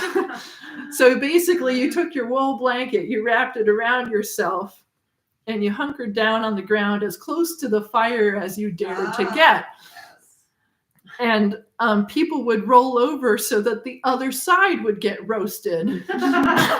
And, and the hot side would, the cold side would exchange places. Well, sometimes it was your boots that were pointed towards the fire. And sometimes they would get singed, just like that poor wig in the other tune. So I'm imagining that this is one of those situations where they're sleeping a little too close to the fire and they notice, and they're like, uh-oh. So that is my That is my interpretation Very nice. of how the name got to be, but we don't actually know. So this could be fake lore rather than folklore, That's applause. but I think it's at least plausible. So that's the burnt leg. Do you want to do another tune by ear? No. All right. Well, that's allowed. If you don't want to do another one, Connie suggested like an overcooked chicken leg. You were the most honest. All right. Am I the only one? No, thank you for speaking out. Yeah. All right. So she speaks out. We shall do that. No, Let's I go always to speak out. reading from the sheet music. My brain is. Now, did people get a chance to print out this I'm music for sorry. themselves, or do Apologize, people I didn't. need some? Thank you. Need some? Okay. These are in little sets of 5 pages, so 22 through 26. So take your little stack. They're already collated. Thank you. Was the stand in this corner someone's stand? I borrowed it. That's fine. Well, you can use it. Okay, thank you, because I'm missing them. You I have chose one on my your stand. piece is right here. Oh, Sorry about that. oh, thank you, no problem. Could you, do you know if you have it? Yes, thank you. All right. So while we're passing that around, do we have a sign-up sheet? Yeah, we have a sign-up sheet here, and I'm not sure what happened, but we don't have anybody signed up for November or January. So if you were here, where there's I don't think nothing many in people those made 2 the last. columns, check your name off for that. That's column. right. I'm not sure what, I wasn't here for one. Well, nobody was at the January meeting. Okay, Well, good. not quite. I mean, 3 of us were. Well, then write your name Yeah. down. So we have some attendance. Yeah, the January meeting was a snowstorm day, and nobody wanted to drive in that. Yeah, Oh, that was at my house. I was there. you were there. You were there, Becky. You've already got your- I was just trying to remember. It's like, I think it was in there somewhere. Does anybody else need more? I have the 5 sheets at home. Okay. you got And then one. where did we have our November meeting? Was that? Well, we had at my house, we There had, you go. You were Oh, December, that right? That was December. Yeah. No, Did everybody get one? by the way, since I decorated that early, I ended up having 2 more parties. At my Oh, house. wow. You got your mileage out of the decorations then. You know, I Yeah. was ready that early. Your house looked great. Yeah. Okay. Does everybody have their pages? Yep. Okay. I give that to you when you're busy. Thank you. Okay. Get this here. So,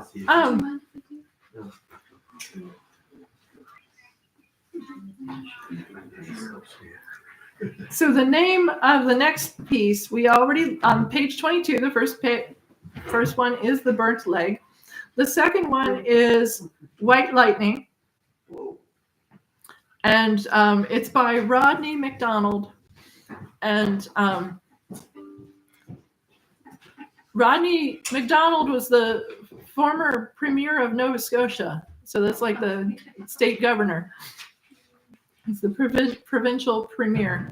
And he's from Mabou, from a fiddle playing family, and has played fiddle since he was a little kid, and step dance. And since he's retired from politics, I do remember one of the scandalous headlines from his time. When I was in Cape Breton for the summer, the local paper said, "Premier shops on Sunday." Because the province at the time had pretty severe blue laws restricting shopping on Sundays so that everybody keeps the Sabbath properly. And he was found shopping on a Sunday after having promoted laws to keep the blue laws in place. So that was the big scandal. Anyway, he's retired from politics, and his current position is head of the Gaelic College, which is, cultural arts institution.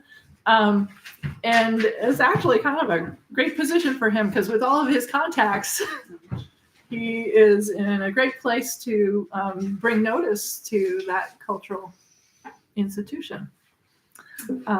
So White Lightning, he never did explain what the title means, but you can guess. Oh, good, yes. Yes. There are mountains up there, right? Yes, there are. Did he buy it on Sundays though?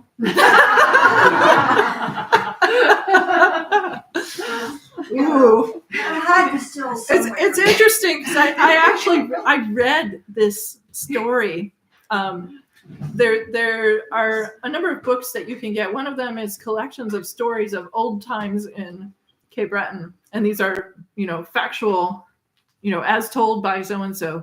So the guy who collected the stories had taken this story from somebody who was a sheriff in the northern part of Cape Breton, which is the Highlands. And he told this story about how he had gotten word that there was an illicit whiskey still somewhere up near Meat Cove, which if you know Cape Breton, that's like the end of the road. And it was in wintertime and he had to snowshoe in. So he drove his truck a certain distance, then he had to snowshoe the rest of the way, catch the guys at the still, put snowshoes on them, and snowshoe them to the nearest place that he could lock them up. So it was this description of, and it took 3 days to do this whole thing. And I was just like, wow, that's a lot of work to break up a whiskey still, unlicensed, still. Must have been great taxes on that were missing. Anyway, so let me play this tune for you.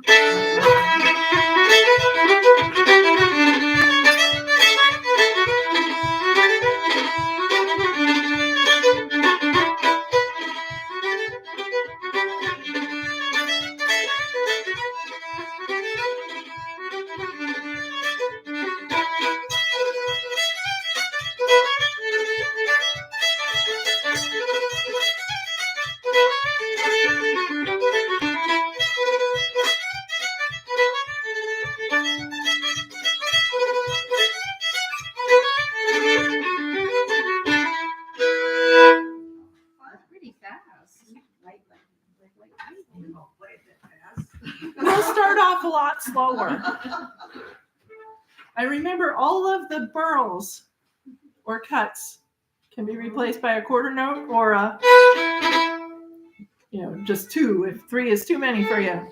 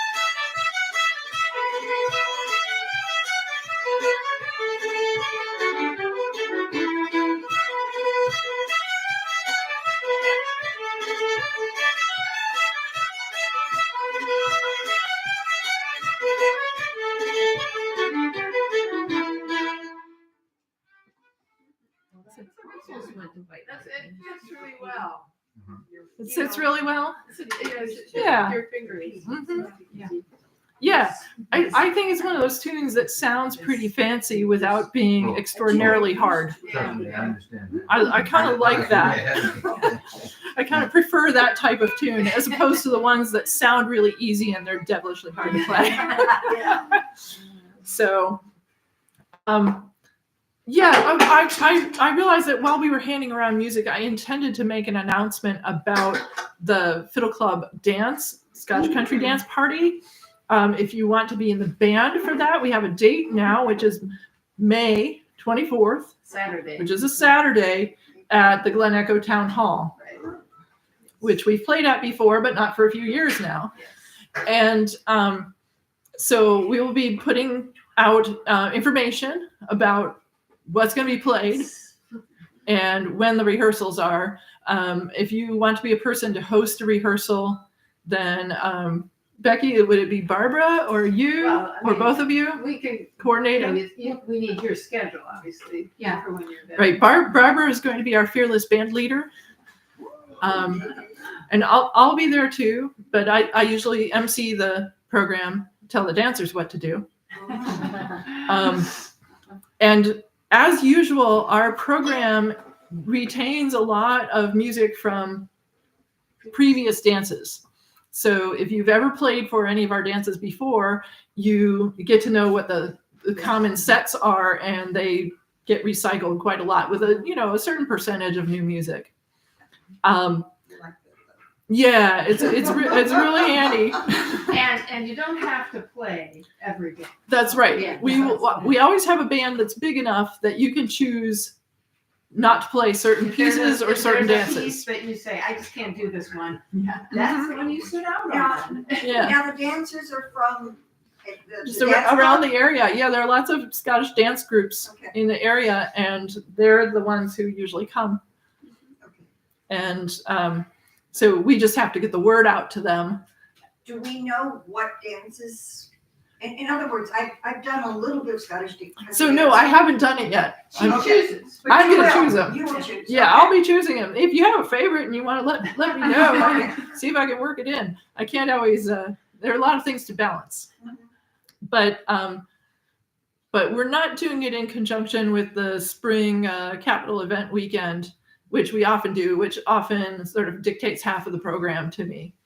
Yeah. But And can so have I'm a little romance. more open ended this time. Okay. Oh, yeah, you could do crazy stuff.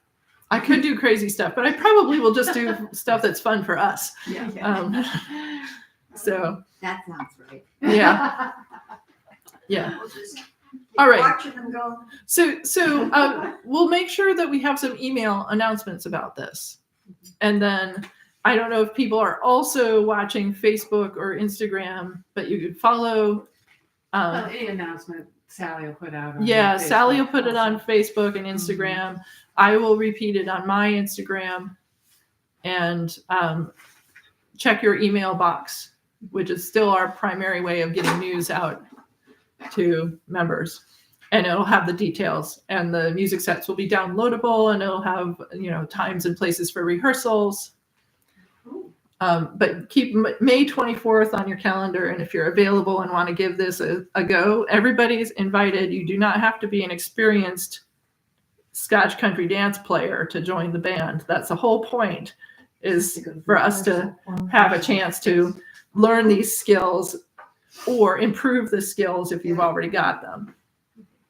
All right. But Marilyn was just mentioning you do have to attend at least one rehearsal. Absolutely, you would want to get a And you're welcome rehearsal. to attend more than one. Yeah, because there's a lot of music, and there's a particular way that it must be done for dancing, and so you do need to know how it works, and so the rehearsal is pretty important for that. We do have some jobs that you don't need to play that you could still help. Like Yes. taking admission Mhm. at the door. Right, and setup and cleanup are always jobs that need to be done for This this. year we actually don't have to clean up Oh, right, because we have to pay for it. they're requiring us to pay for cleaning up. Yes, and so I think on principle we should not clean up. All right, trash the place, leave a mess. No, then they will never want us back. And then food and drinks. That's right, Everybody we- brings something. Yeah, like some volunteer, it's just some- it's just a little snack piece of stuff at the Mhm. intermission, so. Right. It's Yeah. not a, Dancers always love snacks and refreshments. of course, So, keep the Um, dancers happy. and they'll probably bring some themselves. That does happen. Mhm. But we are the hosts, so we should definitely make sure that refreshments happen. So if you want to help out in a non-playing way, or in both as a player and bringing something, or helping with setup or something like that, happy to have help. All right, let's get back to the music. The next tune, Colton McDonald. So it's by Brenda Stubbart. And you've probably heard of her because Brenda Stubbart's Reel, which is actually by Jerry Holland, is really famous.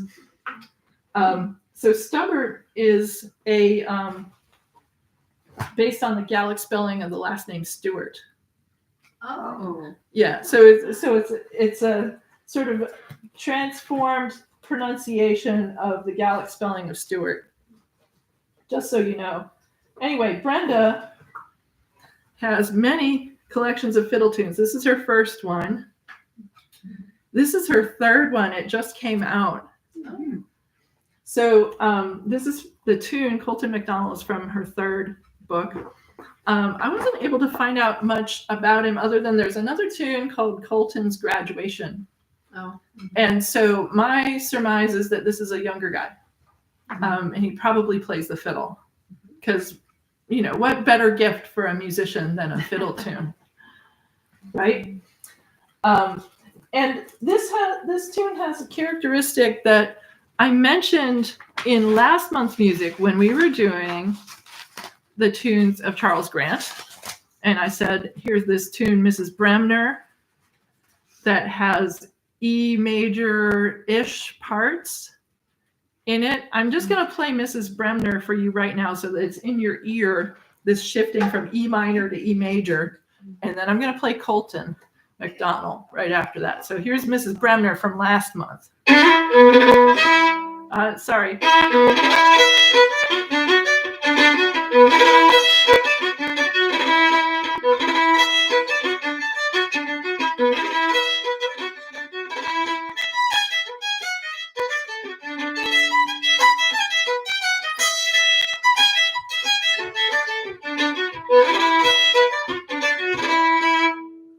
And then here's the Brenda Stubbart tune.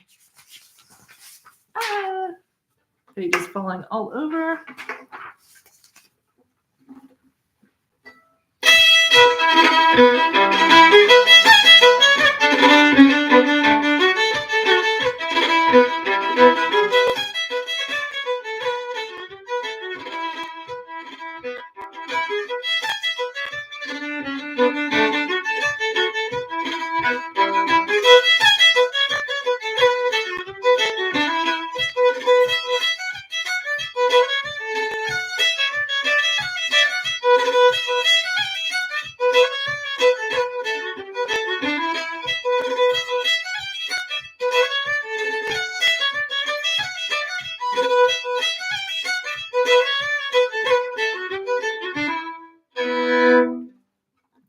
So they both of those E reels sort of sit in that crack. Is it E minor, E major? And the reason, and that's really common in Cape Breton tunes, not necessarily in the key of E, but you see it in the key of G, you see it in the key of G/G minor, A/A minor. You see a lot of, and D. You see a lot of tunes sitting in the crack. So the crack, you mean it goes back and forth between? Yeah, it's sort of like, is that major or minor? And the reason for this is that old style Cape Breton music is really closely related to the pipe scale. And the bagpipe scale of old, modern bagpipes are changing. But the old bagpipe scale, it has been in the Cape Bretoners' ears for generations, is based on natural not equal tempered tuning. So natural tuning, the natural temperament scale, involves it's complicated mathematically it's actually really simple, but like it's math. Okay, don't tune out because I can explain this. If you take a string like this and you divide it in half, you get a first harmonic. 1 divided by 2 gives you an octave. If you divide it into 3, you get a 5th interval. And those are pure intervals. And if you divide it into 4, you get another octave. Anyway, if you keep this up 1/2, 1/3, 1/4, 1/5, 1/6, 1/7, eventually you get every tone of the scale out of these whole number fractions. However, some of them sound really weird. Turns out whole number fractions do not give you something that modern ears perceive as being melodious. So you get a scale that sounds sort of like this.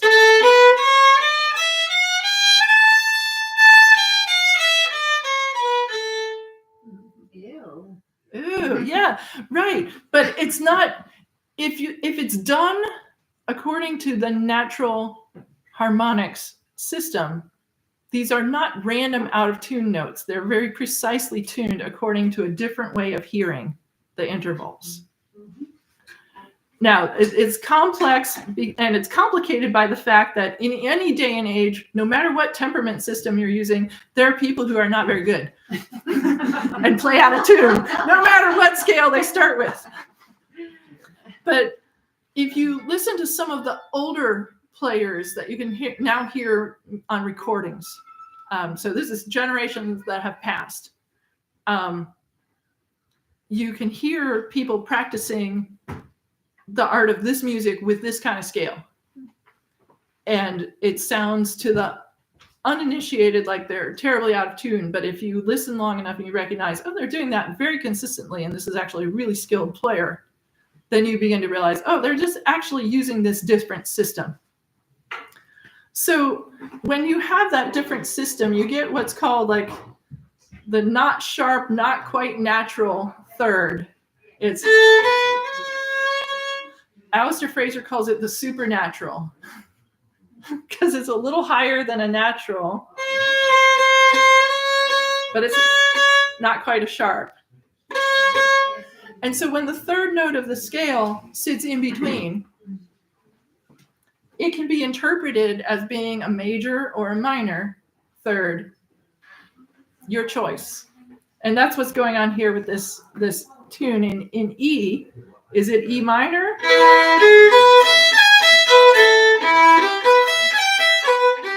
Or is it really, it would have been in between.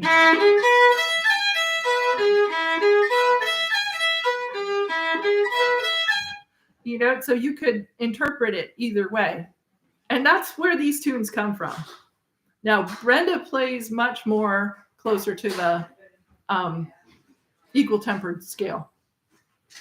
She's not that old. So anyway, I just want to explain a little bit about where it comes from. That was very interesting. This was an effort to we're like really interested because we don't know much. Anyway, I hope that makes some sense. But let's try playing Colton McDonald and have fun with the fact that it kind of sits there maybe in minor major.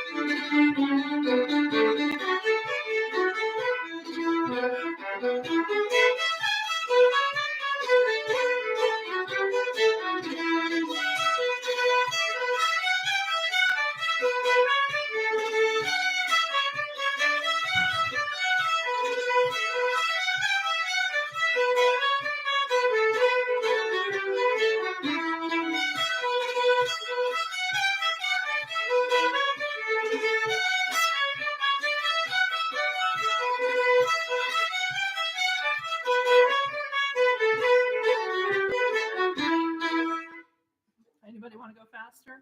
No. Okay. On we go to the next one then. All right. Let's see. I think the only thing left to do is to tell you where I got that tune.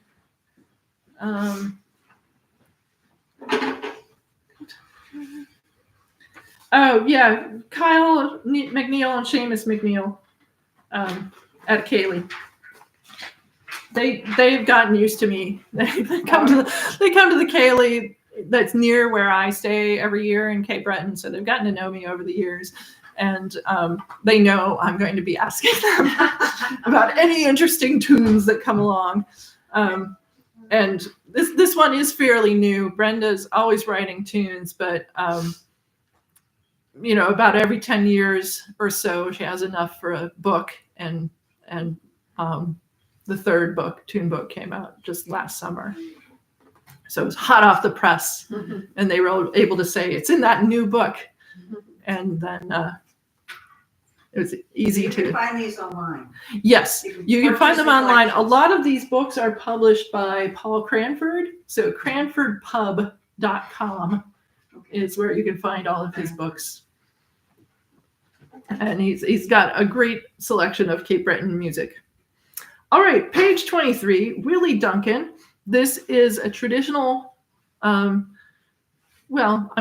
an old tune. We actually don't call it traditional because we know who wrote it, John Bowie, who is an 18th century musician and put out his own collection in the 1790s, I think. Anyway, this is a Cape Breton version, and I always find where the errors are after I get here. So this should have repeats. It's not, in fact, an 8-bar Strathspey, but a 16-bar Strathspey. So write in repeat signs at the end of each line. Let me play it for you.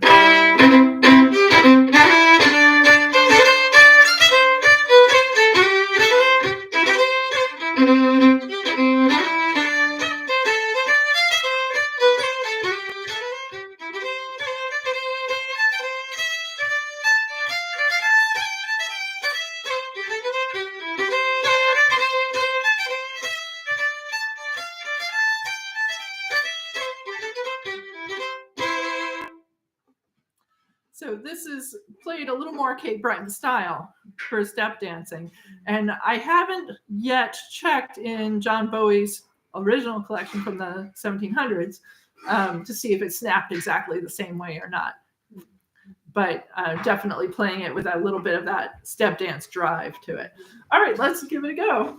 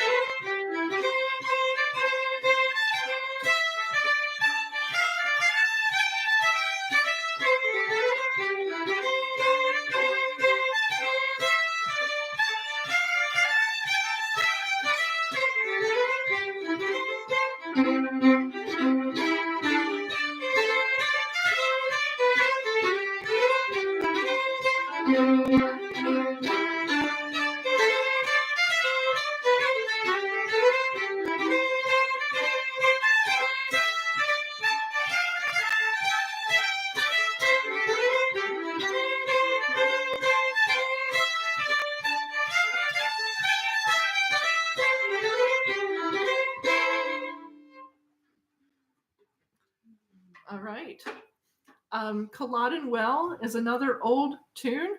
William Morrison published his collection in like 1819 or sometime in the early decades of the 19th century. And the original Culloden Well is in C minor, 3 flats. Right. And so the Cape Breton players took advantage of that ambiguous third. To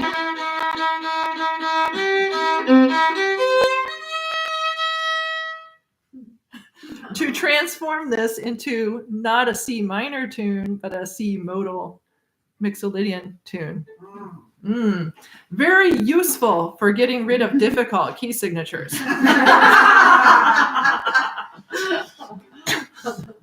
Exercise the flats. Yes. So instead of saying C minor, and saying I'll never play this, they just said, well, I'm just not going to play it that way. And this is a classic. This tune's really well known. It's probably one of the best known C Strathspeys.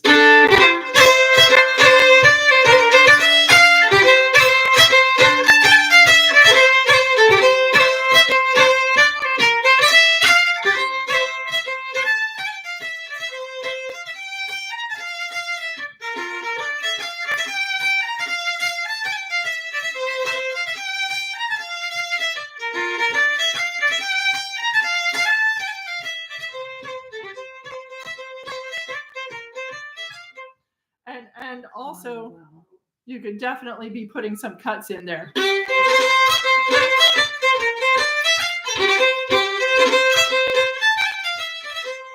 In fact, I remember hearing Buddy McMaster play this tune, and he definitely did variations with different things with the cuts.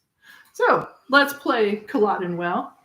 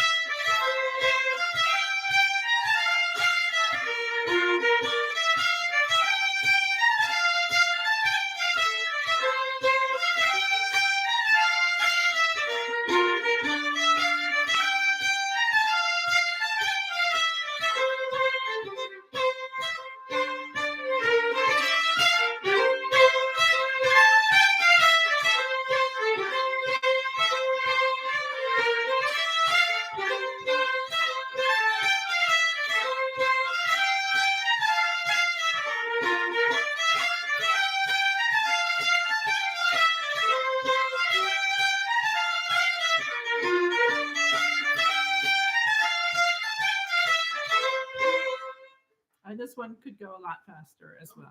Really? Yeah, really. Let's see. Yeah, so Kyle and Seamus McNeil were also the ones who played the C tunes. Or some of the C tunes. And it's also from Kyle. I guess this is a Kyle and Seamus page, because I got Lord Banff from them as well. Lord Banff has 2 versions in its original source, which is Isaac Cooper, another 18th century guy. And Isaac Cooper has the dancing set, key of D. And then Isaac Cooper also has key of E, a little fancier. And then he has what's clearly meant to be a performance piece, key of E, 4 variations. lots of elaborate stuff in it.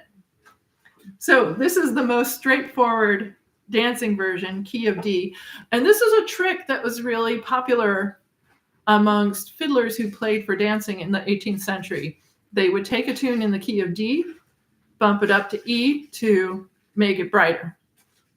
They would take a tune in the key of G, bump it up to A to make it brighter. And that's why, for example, Money Musk, originally written in the key of G, most commonly played in the key of A. You'll see versions in both keys. And there's a few other examples like that. So anyway, Lord Banff, you may see it in the key of E sometime, but this version is the key of D and the most dancey of the versions in Isaac Cooper's collections.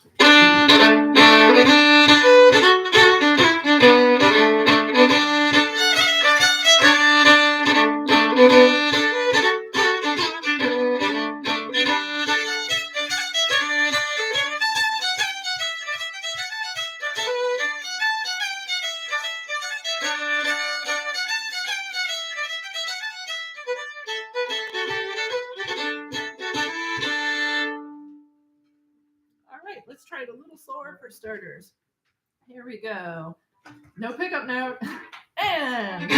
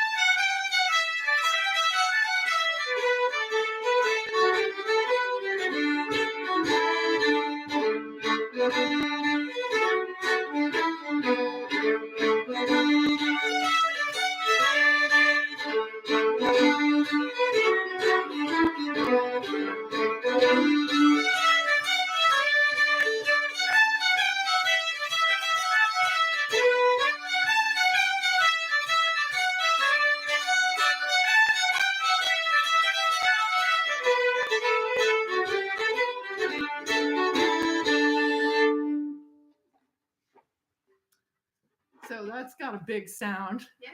Yeah, lots of drony possibilities. Okay, on page 24, we already learned the Dan R. MacDonald March. So let's go on to the Kieran Torish tune. So Kieran Torish is an Irish fiddler from Donegal.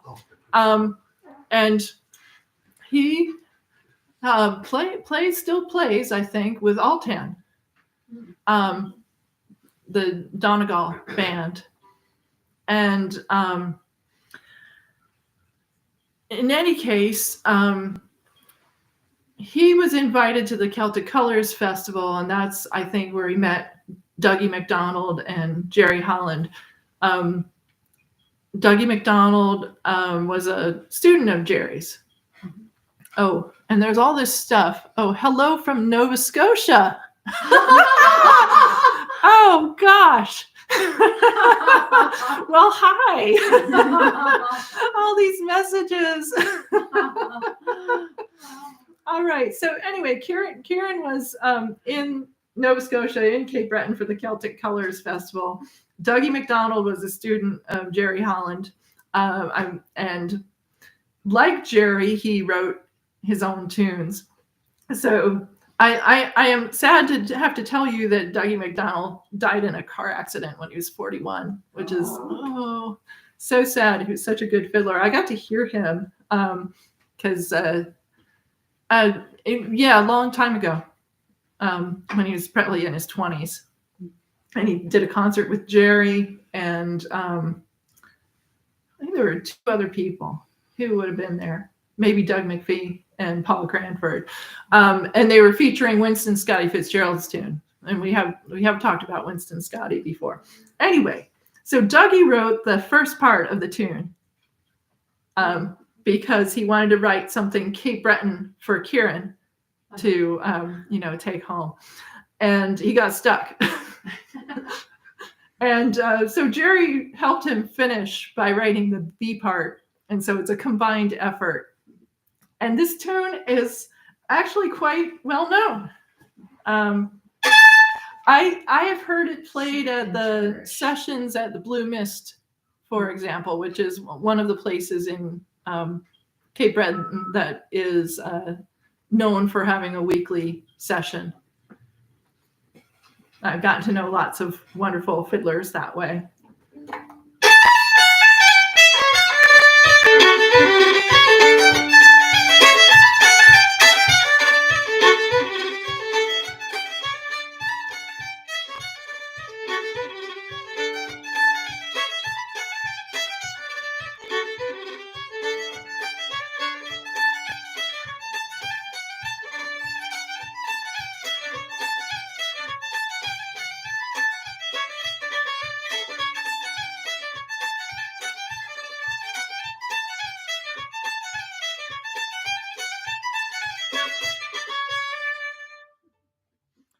So I actually think this is just really, really cool because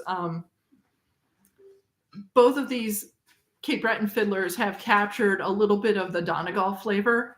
Yeah, I was gonna say that sounds so Irishy. There's certain elements that they're not. I don't want to call them generally Irishy because they are specifically Donegal. Oh, okay. I got to have a workshop many, many years ago with my Red Niwini, who's the lead singer and fiddler of Altan.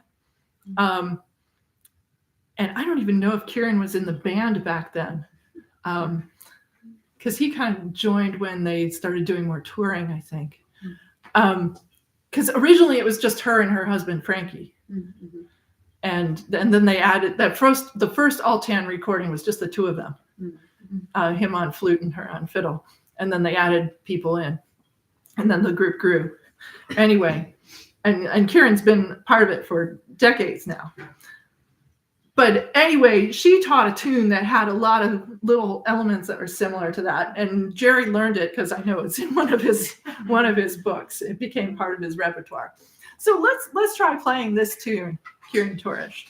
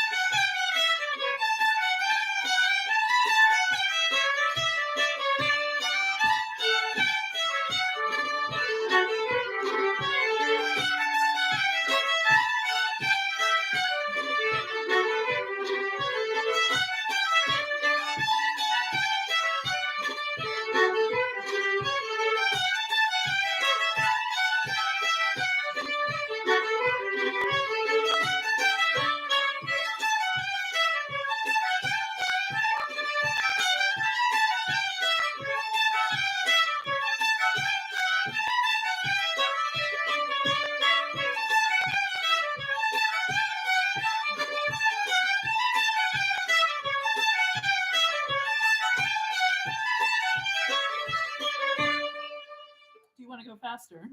No. No. Ah, okay. Yes, you have a question. Well, I have a question, but it's sort of an interruption because I have to go. But Oh, do you all know John McDonald? He filled in last time we were playing at the Virginia Scottish Games because I couldn't make it. He's there is the world premiere of a work of his, some tunes in Richmond on the 16th of March. And the Richmond Philharmonic Orchestra, which are, I think, basically everybody's an amateur musician, they're playing a whole Scottish, they're doing the rock, they're doing a lot of Scottish themes. It's and this 4 is o'clock. this is John Turner or This is our John Turner. yeah, Who we know. awesome. And they've taken like 6 of his tunes and set it to the orchestra. So That's it's gonna be really excellent. cool. And I'll submit something. Yeah, yeah. You know, to put it to And post. I'm it sure right if you out. also look up the Richmond Symphony Scottish, Yeah, well, that it's you would Richmond find Philharmonic. something. Well, it's not- Richmond it's not Philharmonic. It's the Richmond Philharmonic. Okay. Orchestra, but it's coming right up on the yeah, 16th. yeah, that's next weekend. Yeah. So it's if you're coming- interested in that, don't waste time. Look it up. It's free. So, and I'm Yeah. going down, so anyone in Virginia who wants to ride with me. is welcome Oh. to. So we have a whole bunch of messages from Kim in Nova Scotia, who's like geeking out about how much fun it is to find this Cape Breton stuff on our workshop. So much so that we've inspired her to play despite her injured shoulder. So take care of that shoulder, but play anyway. All right, let's move right along because we got a lot of tunes this month. I just couldn't resist. I mean, they're just so good. So Lady Gordon of Gordonstown is just like Culloden Well in that its original key is C minor, and it's from William Morrison's collection. They go together, but it's always played in this C Mixolydian mode. And I mentioned last year that I'd been to this fantastic session in Boston where I said, you know, every once in a while you go to these perfect sessions where it's just the right mix of people and just the right groove and just the right amount of new stuff versus familiar stuff. And so this was one of the tunes that I didn't know that came up in that fantastic session. And it's played in Cape Breton. Who was playing? This guy, Gordon, but I've forgotten his last name, who was has Cape Breton connections. So he's definitely playing it as a Cape Breton tune.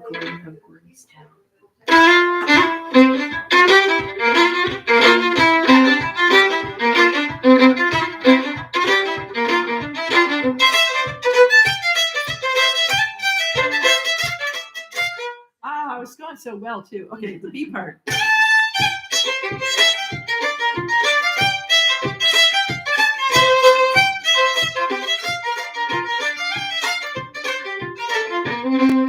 Let's try that again.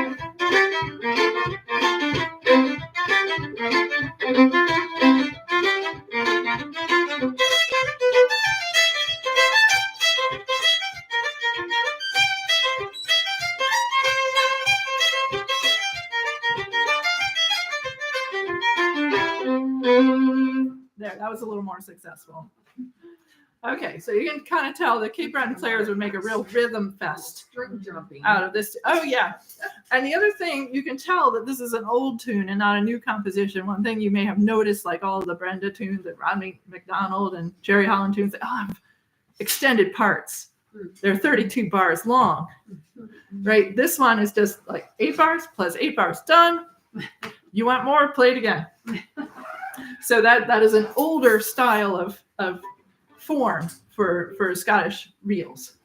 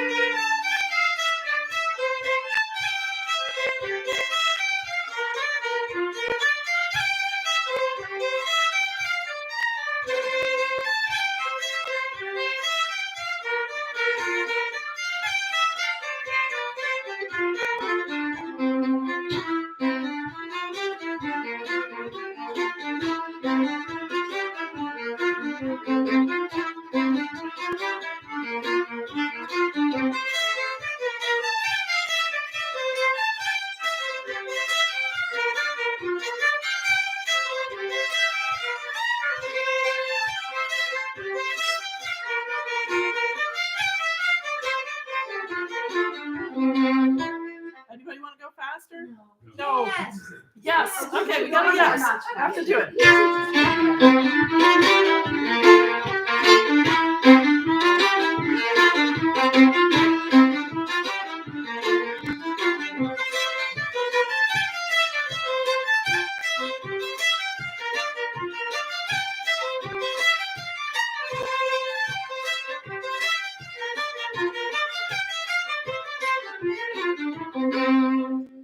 I'm surprised the A part isn't done again. It just goes right to A to B. Yeah, it's because it's an older tune. Oh. That's what I was saying before. The Oh. A-B form of only 16 bars for a reel is an older style form. Every reel in the 18th century was probably like this, with a few strange exceptions. Now the norm is a 32 bar tune, and the 16 bar ones are rare. I see. Yeah, so it's a classic form. All right, my Otis Thomas mandolin. Oh, I've got pictures to show you. So we did have a couple of Otis Thomas tunes. I've explained before that he's in my neighborhood in Cape Breton. When I'm there in the summer, I'm in an area called the North Shore, which is just north of St. Anne's Bay in the Gaelic College. And Otis Thomas is an instrument maker and has his workshop in the area. Anyway, this is a book that he made, and he has some beautiful photography explaining how he has a tree that he turned into many different instruments, and there are these beauty photographs of these instruments that he makes. Violins, guitars, and there's the mandolin back. Oh, gorgeous. Okay, so I just wanted to give you an idea. So Jerry, I guess, must have had a mandolin that Otis made. And I heard this tune a long time ago. There's a fiddler who has since passed named Kerry Elke. He used to play this. He loved this tune. And so I learned that from him, but I'm giving you the official Jerry Holland version.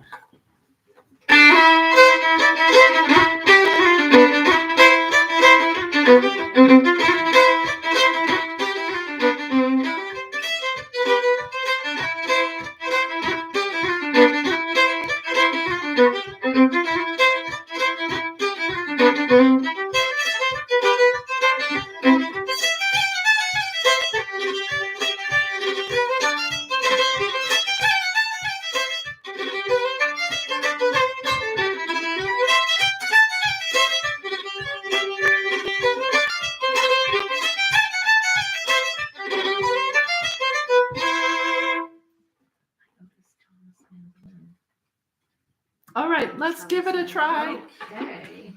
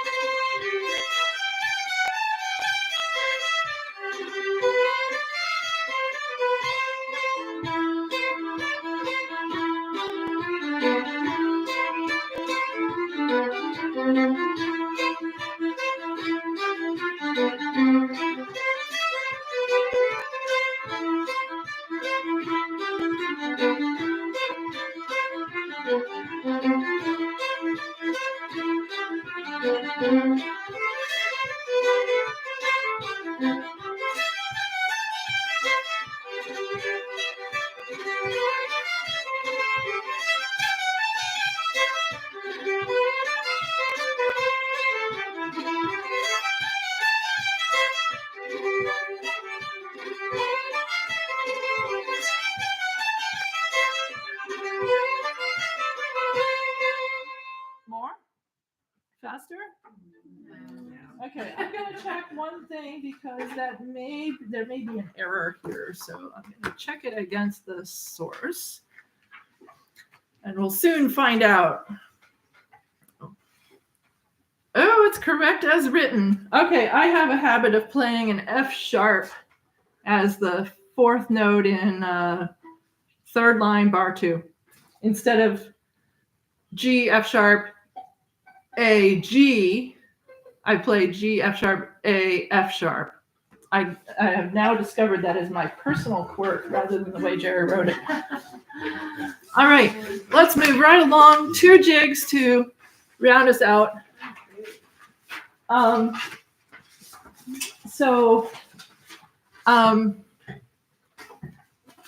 of the players at the Kaylee's that I went to this summer included Dawn and Margie Beaton, who are sisters from Mabou in Inverness County. And they played a set of jigs in G that included this tune. So if you don't know your Canadian history, you might need to be reminded that Sir Wilfrid Laurier was the first French-speaking Prime Minister of Canada. And his time was around the 1890s, 1900s. And he was known as a great compromiser. He was able to bring disparate parties together, apparently. So, and the story of how Brenda Stubbart came to play this is an interesting one. So, Brenda's father got mentioned, right, as liking Irish music. Robert Stubbart. We've had the Robert Stubbart tune in our repertoire. Cranking Out, wasn't it? Jerry wrote that one, but Oh, I don't know. I just, for some reason, I yeah. thought that was one, even though I don't remember it. Anyway, on one of my Sounds first bad. trips to Cape Breton, so this 30-some years ago, I met Robert Stubbart because he was the kind of guy who would go meet everybody. If you looked like, you played a fiddle, or you looked like you might play an instrument, or you even had a look like you were interested in the music, he would come up and he would talk to you, and he would invite you to some musical thing. So this is, like I said, I think my very first trip to Cape Breton that I took a fiddle along. And I went to a festival, and we were going to be playing as a group later on. So I was just going to go backstage and put my case down so that I could go sit up front. And Robert Stubbart said, "Oh, you got a violin case. Come, sit down, join us." And there were people having a little session backstage. And I never did go out front and see what was happening at the festival, because I just got sucked into this session, and later learned who some of these people were. Clay Carmichael, who's an amazing violin maker, that many of the great Cape Breton players have Clay Carmichael violins. He was there with a new instrument. It had not yet been varnished. He had just, it was glued together, and he'd set it up just to see how the thing sounded. And it was making the rounds, and I got to play this instrument at some point.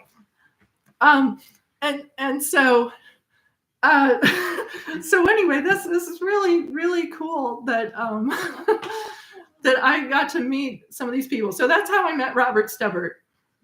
So the story of how this tune came into Brenda's repertoire, right? She grew up obviously in her dad's house, and he would have musicians over all the time. And Johnny Wilmot lived near them, and a bunch of other really famous fiddlers of, the the ones who were famous in the 30s and 40s and 50s.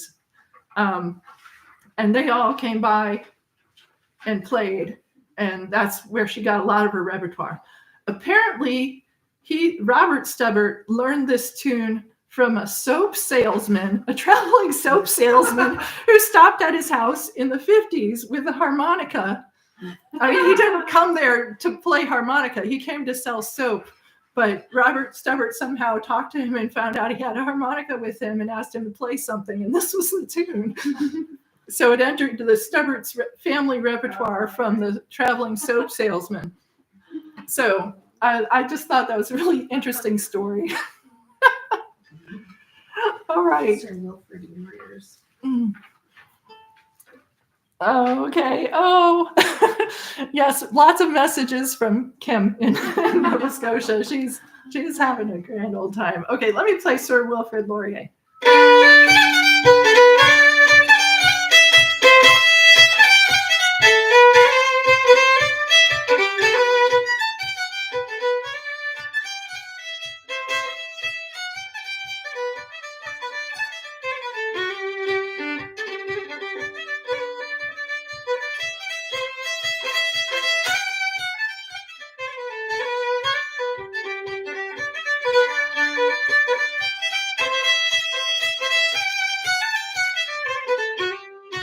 Okay, I messed up the ornaments there.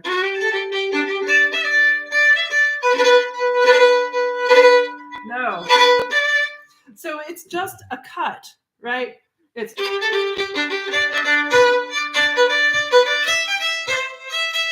only with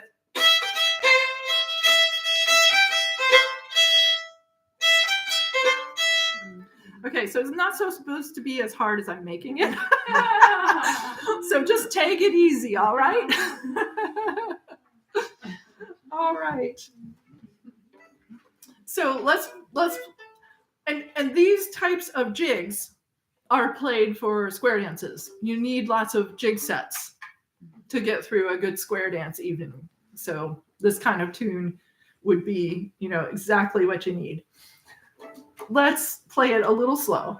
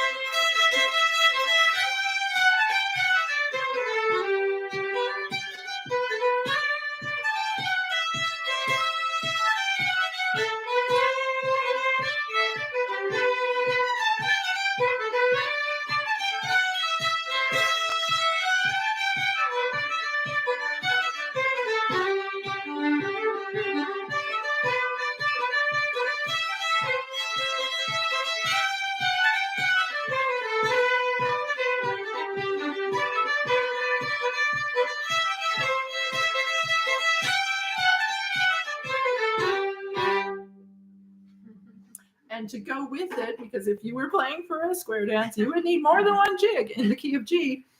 I have one from John Campbell, who was the first Cape Breton fiddler that I had a workshop with. Because when I first started playing this kind of music, I was living in Boston. John Campbell lived in Boston. He's from Glenora in Inverness County. And he has a real old school dancey style. So all of those notes I was telling you about that fit the natural scale, that is how John Campbell played. very, very dancey. Loved to play for square dances. He would play at the Canadian American Club in the Boston area on a regular basis. John Donald Cameron, I believe, is a nephew of Dan R. McDonald and is the one who curates Dan R. McDonald's original compositions. So I think that I'm correct about that. Okay, let me play the tune for you.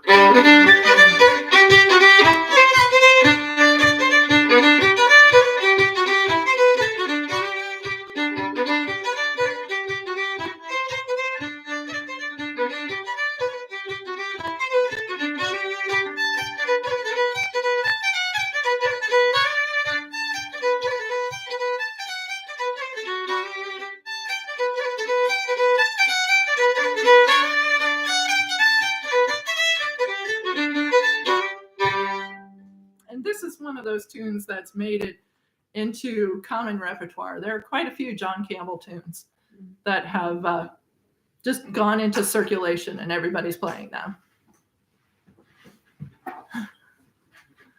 Oh, okay. More notes.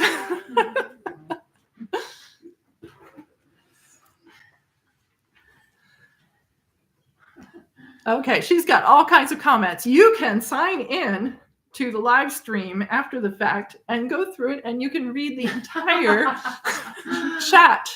It's really fun. It's so interesting. Oh, Kim wants to know, can she go to Glenora and see Glenora Falls? It's on private land, so very few people have seen that waterfall in Cape Breton. You have to ask. You have to ask permission. But I'm also into Nova Scotia waterfalls. So one of these times I will tell you all about waterfalls I've visited. But let's just play this tune. Here we go. Our last tune of the workshop. John Donald Cameron's Jig by John Campbell.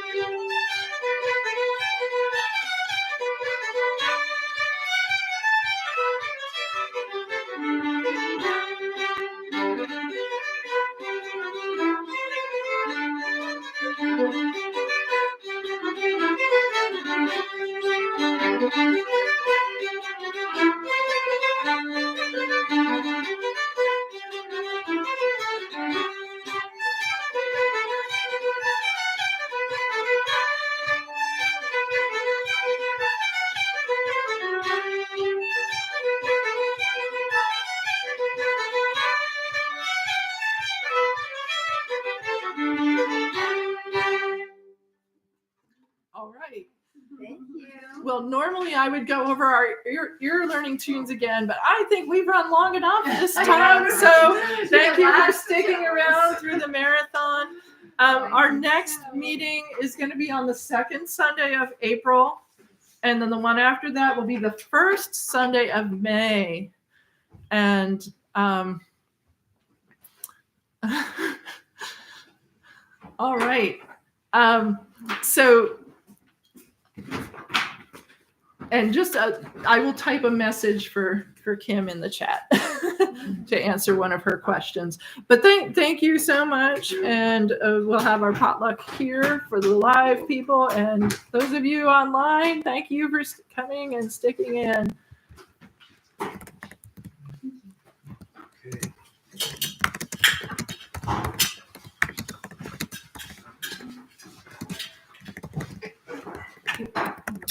You're putting that away. You might need some music later. Let's see. Is I our didn't bring any music except Becky, is our information address PVSFC.org or is it Potomac Valley Scottish? I think it's Potomac Valley Scottish Fiddle. Yeah. Okay. All right. Pete may have done a shorthand, but I never use it, so I'm not sure what it is.